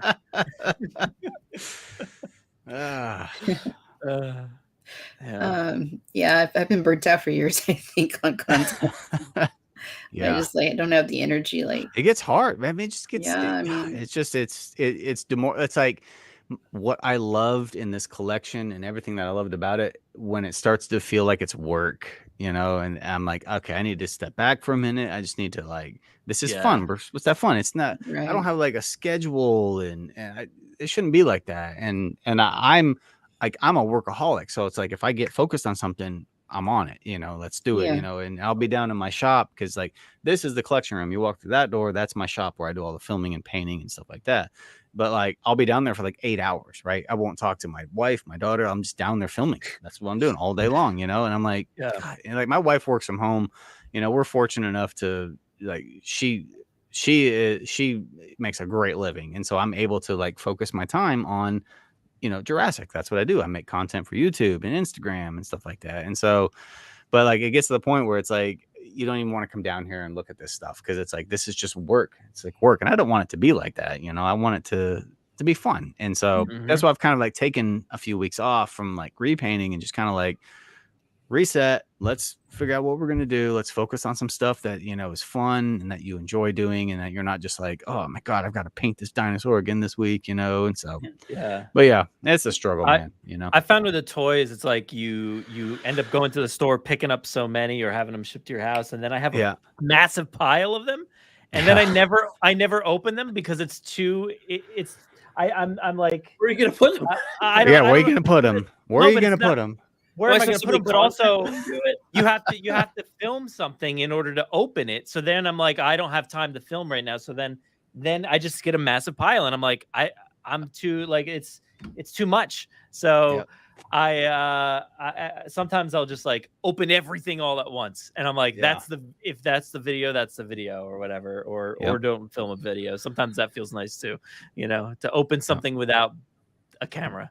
Well, that's what that's why I got into collecting the classified stuff, because like as a kid I grew up with GI Joe. My dad and I would he was GI Joe, I was Cobra, and so like we all every week he'd come home and he'd have a GI Joe and a Cobra, and we'd open it up and we'd go in the yard and like we'd set our guys up and he would play with me, and like we'd throw rocks at each other's guys, try to knock them over, like that kind of thing. So I started collecting the classifieds because it was like, I don't have to do classifieds for YouTube or I mean, I have an Instagram account where I do the photos for it, but it's casual. It's not, I have to do this, it's fun for me with even like the Mattel's Motu line. Like I've been doing that too. I've been collecting those things, and like, cause I had He-Man growing up, and so I've been doing that, and it's been fun. I don't actively seek out the hottest thing. I wait, for a while. And if I see it on the shelf, I grab it, bring it home, open it up, pose it a little bit, set up a photo, take a picture of it. And I've been really that's been sort of like my escape, like mentally, just to sort of like enjoy something that I don't feel like I have to do for work, like, because Jurassic sometimes feels like it's work for me, and so I never wanted it to get like that. And so it's been like trying to find something that kind of, this is fun. I open up a classified figure or whatever, and just kind of like mess around with it and think of a shot for it, and then put it up on the other Instagram page, and just kind of have fun with it, where it's not, I have to do it every day and I have to have this video up this day. And so that's been sort of like a nice relief from the Jurassic stuff, which I mean, I mean, you can relate to that. Having to do the podcast. I mean, God, I don't know how you do that. Like having to come up with like and talking to a microphone. Like when I do my videos, I don't talk while I'm recording my videos. All of that is overdubbed afterwards. So I have to write a script because I'm dumb and I can't think while I'm talking. So everything that I say is all scripted out, and then I read it. But I have to read it to where it's like, it sounds like I'm reading it like normal, like a normal person talking. And like, I am reading this piece of paper right now, Yeah. And so, it's gotten to the point where it's like, man, I've been doing this for like 8 years now, and the burnout is finally hit. And so finding out like outlets to be able to like just decompress, enjoy what you enjoy. I mean, enjoy action figures. They're fun. It's awesome. Like I've been enjoying the classifieds and the Motu stuff and the turtles and everything like that. Things that I think are awesome that I grew up with as a kid. And that's what I've been kind of like getting into lately, but still adding Jurassic stuff here and there to the collection and having fun with that, because I really do. I've been enjoying the Hammond collection just because it's so much fun being able to get them into the, poses that I need them for, the shots that I'm doing. So I mean, they're fun to shoot. They are, dude. Yeah, you get the right angle, man, and it's just that sweet spot, and it's perfect. Yeah, I love it. You get that when you find like the golden pose for a certain sculpt, and you're like, man, this is the pose. It is such a fun feeling, and doing finding the way the lighting hits it right. Yeah, no, it is a lot of fun. But I've slowed down. I've slowed down on Jurassic stuff like big time, outside of like the 93 and some Hammond. But like I said the other day on social media, I'm just confused about where to buy everything and where to get it, like Hammond collection or this or that. What is even out? I don't even know. I'm so lost. But like I've been having a great time with like Indiana Jones. Like that's been my like outlet where I've that Indiana Jones figure is awesome. It's so great. Yeah, I love it. I really like those 6-inch figures or whatever size. Like I've been posting those on my like personal TikTok or whatever. No, there's not a lot of views or anything, but I like it's for like you, having those. Like that kind of thing. That's the important part. It's got to be for you. Otherwise, it gets it's a little daunting. Well, and that's what's like. So like when I do the retro repaints on my channel, and not those videos don't perform very well, right? The retro repaints just don't. They don't like. I did the review for this Hammond collection Brachiosaurus, and it got 53,000 views in like a week. I'll do a retro repaint, and I'll work hard doing that retro repaint. 5,000-6,000 views maybe in like a month, right? But I do the retro repaints for me because I enjoy doing that. I enjoy the challenge of like finding the right dinosaur to put that retro counter deco on. And then I do it. And that one's for me. That one's for me and for the people who really love that classic, counter deco on a modern Mattel figure, and that's why that's why I keep doing them. I haven't stopped doing them, and so it's you got to do one for you, every now and then. That's the kind of thing, So. I've been spending doing for you. Yep. More time doing creative storytelling and whatnot, yeah. which isn't necessarily anything in the public space, and then also running away to the woods a lot. If I ever disappear, absolutely, man. Probably bet that I'm in the mountain or in the woods. It happens for a bit. Dude, if my wife had this plan for this year, and she was like, this summer while Lex is out of school, we're just gonna go away and we're gonna go and do stuff. We're gonna go to national forests around Georgia, and we're gonna go to Six Flags, and we're gonna go and do this and that. We're just gonna get away. And I was like, I need that. I need to get away, because if I didn't, I would sit in that shop in there and I would just work on painting dinosaurs. That's what I would do, and then just drive myself mad, with doing it. So yeah, you got to get away, man. It's mental health, man. You gotta take care of yourself. Come this close to running away to work on a fishing boat in Alaska. Dude, I'm coming with you, man. It's not. It sounds like a joke. It's not. Let's go hunt some crab. I am that a paleo crab, or whatever that is. This close. I need to get that. By the way, if you've never been to Alaska, highly recommend. I spent a month and a half back. I could see you on a fishing boat. You got a sweet stash. You could be on that fishing boat, man. You bring the hat, even. You can bring the hat. Bring that. Yeah. Chris the Greenhorn, fishing for crab. Let's do it. Or halibut. or sockeye salmon. It's too cold up there for me. I can't handle that. My Georgia body I would die. If you go during the summer, it gets very hot during the days. The nights are still so cold, though. A good 65. I need constant humidity, 400% humidity every day. I need to be just in a constant state of sweat. Yeah. To remain sane. Oh, next question. And by the way, who do you want to direct a future film in Jurassic? I don't know necessarily who I want to direct, but I'm just gonna say this. I've said it for many years. I just want to get it out of me again. Steven Spielberg? No, not direct. It would be for writing. I would like to see Charlie Brooker of Black Mirror. Right. Oh yeah, I can see that. Oh, yeah. Pair that with a director. Are we doing like a HBO miniseries Jurassic Park based on the novel? I think Charlie Brooker could do that. I think Charlie Brooker could probably Charlie Brooker's got a really good dynamic of comedy, science, horror, thriller, all of that. I could definitely see that. I think that could, and really, really strong characters. So yeah. Because essentially, you're not gonna be able to tell Crichton's novel in a movie. So a miniseries, right, on a streaming platform or whatever would be the best way to do it, because you could play that out. I mean, dude, you could play the novel out for multiple seasons, and having it on like HBO or Showtime or whatever, or Prime, you could definitely like hit that novel right on. I think that'd be awesome, dude. I don't think we'll see a telling of the novel anytime soon. I think. Yeah.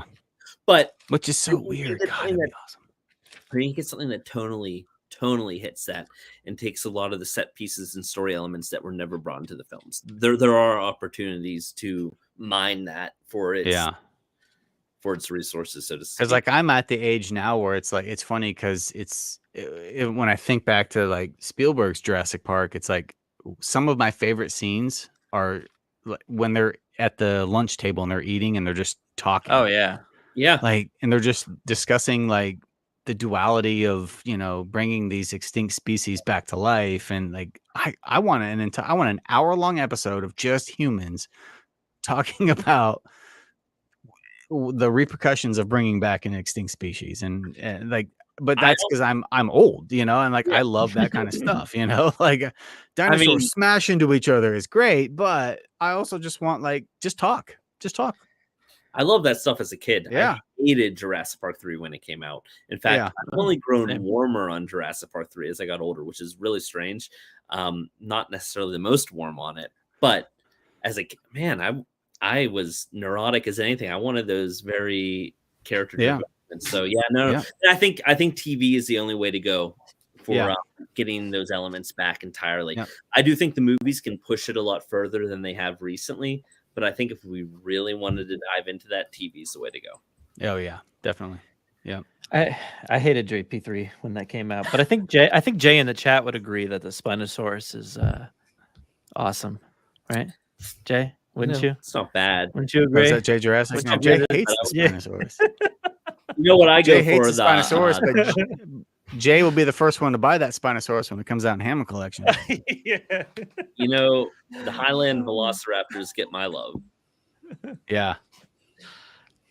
The what? You mean The Highland Jurassic Park Velociraptor. 1, Jurassic Park 2, The Lost World, and JP3? Hold on. That's how I call them. The Highland Velociraptors. Oh, okay. JP3 Raptors? Yeah. As opposed to the Lowland Velociraptors that you see in Jurassic Park and the Lost World. Oh, boy. Man. I can't. I know that. I don't know. I just see. I'm old school. I just like JP1, the Lost World Raptors, can't put that Jurassic on a Park toy 3 pack. Raptors. You I can't know. market it, You can't trademark I know. it. You can't own it. And it's very hard for kids and parents and licenses to remember. If you invent names, it's easier for all of them, and you can own it. And no longer is it a Velociraptor; it's your own ownable Velociraptor. Plus, it just makes sense, like lowland gorillas, mountain gorillas, and whatnot. Yeah, Dude, the still JP3 Raptors wiped out all of the cannon fodder in the movie in like the first like 30 minutes when they land on the island. Like there's nothing left. Like those are some fierce Raptors, man. They wiped them all out, dude. Udesky, freaking he's done. Nash is done. Like everybody just got wiped out. Like they were gone. There was nobody at the end except for Billy, and then he ends up being alive at the end somehow. supposed to. Spoiler alert. I was just gonna finish watching it the other day. It's my guilty pleasure movie. Like I will my wife hates it. She does not like to watch Jurassic Park 3.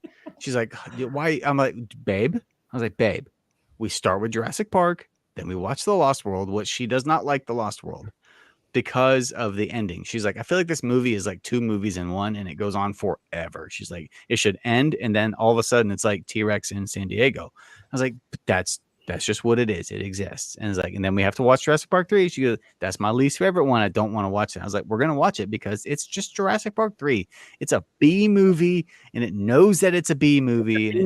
Wearing the skin of a Jurassic Park movie. Right. Yeah, exactly. It's just, hey, let's bring back Sam Neill and then we'll just do some Jurassic Park stuff in here, you know? Like I've grown to like love that movie. And it may be nostalgia glasses or whatever, you know, but deep down inside, like I'll watch it and I'm go, yeah, that's stupid. But I still enjoy it, you know, like rough, smooth. I do that all the time when I find something that's like rough, you know, Smooth. Yeah. I've grown to like it too. I mean, I just know that those parts I don't like, or this thing I don't like the Brachiosaurus, you know, that thing's hideous. The Ceratosaurus is horrible. Hey.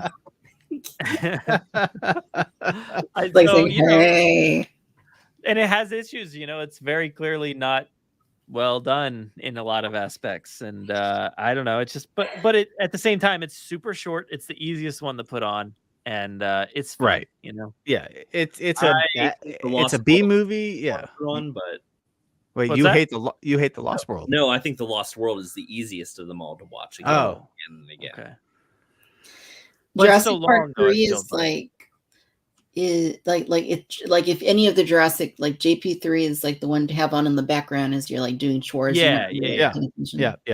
Well, it's kind of the point where I've watched it. I can put Jurassic Park on and I don't even have to watch Jurassic Park because I know in my mind I can see everything. I know what they're gonna say. Yeah. It's like that. It's like a sickness, right? And Jurassic Park 3 has gotten to the point now where it's like I can put that movie on in the background and I can quote it in my head, like in this weird, sick way where it's like I know what they're gonna say, and I enjoy that movie for what it is. You know, Amanda Kirby being so annoying, screaming into the megaphone, "Why are you doing that?" You know, and but William H. Macy just being William H. Macy with a mustache, and it's like all these fun things. Oh, one of the things that annoys me the most about Jurassic Park 3, though, is the way that Eric Kirby eats that freaking candy bar.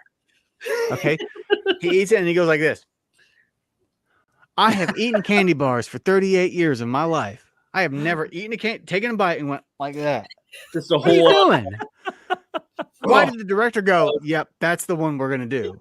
What are you doing? Idiot. Oh, my God. Yeah, that's the only thing that annoys me in that movie. You're right. That you don't want to. You don't want to know. No, I do want to know. How did The you get worst. it? Like, let's continue the conversation. They Yeah. God. no, No, just just something ridiculous. So eat my much crunch more bar. with the line. You don't want to know. Than they could have ever with any throwaway line. You don't want to know makes you go, oh my God, what? Yeah. So yeah, that's my least. It goes Eric Kirby eating the crunch bar, the Nestle Crunch, Kelly doing gymnastics, kicking a raptor out of the window, in that order. I love the Lost World, but that is a low point. Yeah.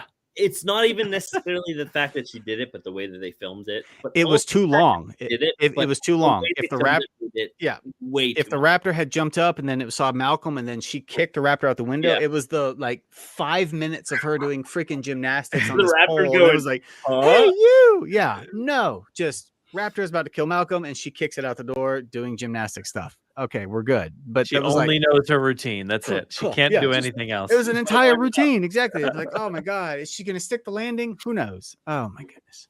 Lord help me. Yeah, that scene. Okay. We should have gotten like JP3 or Jurassic World. Like it should have said like Kelly Malcolm wins gold at the Olympics. And it would have been a great like little nod. Now that right I'm- there, Kelly Malcolm, Lost World Raptor 2-pack, right? With the pole With that the she can It would have a swing on. motorized thing. And it would Yes, just spins. dude. launch her.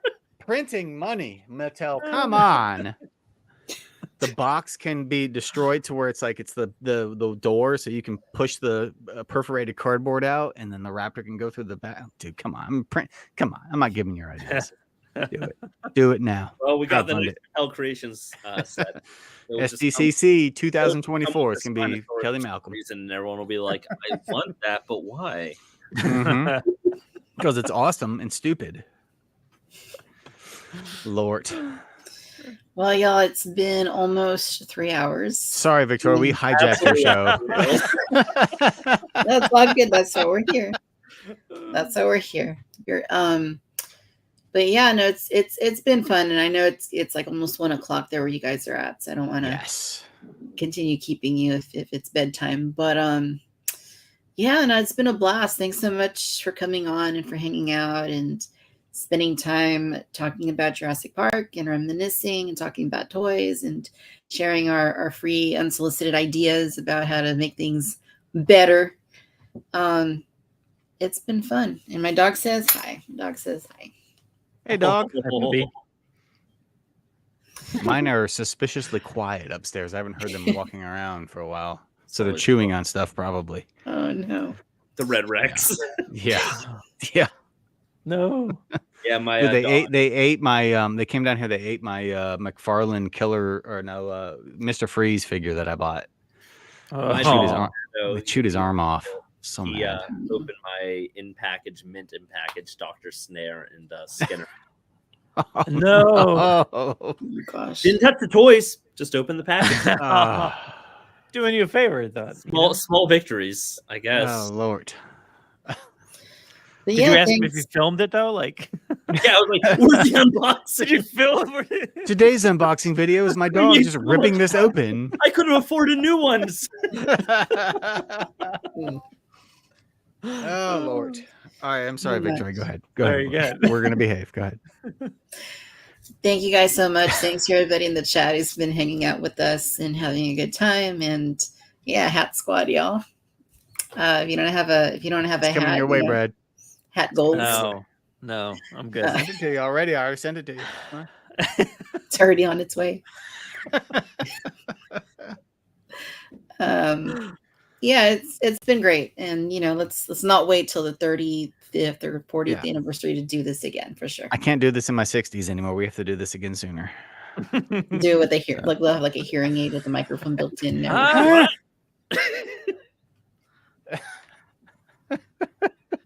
The neck on the Hammer Collection Brachiosaurus is disintegrating. And it's just like, Yeah, Oh, yep. It's Jurassic Park the ride. Yep. get out of here. I don't even want to think about the Kenner stuff at that point. No, that'll also be fine. It's fine. It's fine. Yeah, It's fine. It'll be fine, right? Yeah, it'll be fine. it will apparently be fine as long as you don't leave it in the sun or don't play with it too hard. Cockroaches and the Red Rex rubber will be the only things that survive a nuclear apocalypse. They'll just still be there. And Keith Richards from the Rolling Stones. Those three things. Human history. Yeah. Nice. Well, guys, thanks again so much. Brad, where can our audience here go to look you up online? Oh, he's muted. That's awkward. Brad, you're muted. I know. I did that on purpose. I did it on purpose. I felt like I had to. Boo. I felt like Where's I had to do it. Where's the because boot him button? Is there a it's- boot him? Yeah, no one's know now. Get him out of here. It's my thing to be on mute and just continue talking for a long time. So I felt like I had to at least throw one in there. But whatever. You can find the podcast. Just look it up. I don't know. It's on Spotify. What Jurassic podcast? Park podcast. Oh. That one. It's on Spotify, Apple Music, JurassicParkPodcast.com, or my handles right there, so you can find me. Handles. Talking about Got it. Indiana Jones. Yeah, that's about it. That's all I've been talking about recently is Indiana Jones. So Nice. I can't wait to see it, but I gotta wait till next weekend. I'll stay quiet. All right. Ted, where can our audience go to look you up online? Oh, Lord. Instagram at the Jurassic Park Compound and YouTube right here at the Jurassic Park Compound. I did have a Facebook page, but Zuck Squad took that down. So I'm no longer on Facebook since April. So yeah, that's where you can find me. Just doing stuff. Stuff and things. Awesome. Stuff and things. Awesome. Well, thank you very much for being here. And Chris, where can they go to look you up? Well, Jurassic Outpost and at Chris Likes Dinos on Twitter. Don't follow me on Instagram. It's mainly not dinosaur stuff, so don't worry about that. I mean, you can, but mostly not going to get dinosaur stuff. You're just going to get weird stuff, maybe. And then Jurassic Just Outpost. weird stuff. It gets real. It is weird. It is It's very real, weird, yeah. real dark. It's real. Don't follow me there. Yeah. Chris Likes Dinos, I guess. And Jurassic Outpost and Beyond the Gates. Yeah. Beyond the Gates is So weird. I don't know. I don't even think I even follow you on your regular one. I think I just my just assume you're Jurassic Outpost, and that's who I It's- follow. It gets real weird. I'm gonna follow you now. Where's my phone? Let's see how weird it gets. I think the most recent post is my friend telling you how to make an absinthe drink. Okay, all right, I'll write that. Just wait for the stories. It's the stories is where it gets. likes. What's in my story? I don't know. Oh, You're look no, at that. not, I I have don't know not put- about now, but I'm following you Sometime. on live YouTube right now. Follow back. oh, live. Live. I mean, I'm Follow live. back. You did it. Look at that. You've been no. streaming the whole time. Scared the hell out of me. I was like, I'm live. Oh yeah, you're right. This is kind of weird stuff. All right, nobody. Yeah. Unfollow live. on YouTube. Unfollow on live on. I'm not that. I mean, I'm active on Instagram. I post like once a year now. I don't know. But my stories. Well, it's mainly Your not- last post was February 27th. Chris likes dinos. You have to get on it, dude. No. Well, Look. the thing is, most of my stories aren't even me posting on my stories. It's my friends always figuring out my phone password and post on my stories, which is a whole nother thing. They also have a copy of my house key and break in all the time. But That sounds dangerous. That sounds dangerous. keep me They on have my a feet. okay. Keep We're me on gonna my have another. We're gonna have another episode where Victoria goes to bed, and then the three of us just sit up here, just BSing the rest of the night. Maybe. Anyways, those are the answers. Where can they Well- find you, Victoria? Well done. Yeah, Victoria, come on. You're better than all of us. Go ahead. Right here on Social Hour every Friday at 7 p.m. PST. And I'll be here every Friday from now on. And Whether you're Just invited doing or not. this. Let's do it. What do you think about Star Wars? Well, I got this speeder bike. It used to break in half. Yeah, I used to break in half, doesn't anymore. It's stupid. Whatever. Come No, on, it it's doesn't. 1 a.m. No child is watching anymore. Now we can get weird. Lex, go to bed. Yeah, let's go. Yeah, Go, that's- go to bed. Are you still watching?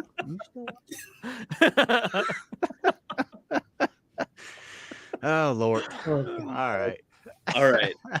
All right. Well, thank you all again very much. It's been fun, and let's do it again soon Absolutely. with the In, house. Bye, in, everybody. in 30 years when we're Go ahead. 60. All right. Go Jurassic Park Gate. Yeah, Yes. I want it to be funded, despite all the Fund it. commentary. I think it's a great set. Please, I be need funded. it. Yeah. Yes. I want that. Let's And on get that it done. note, I want it. On that note, All right.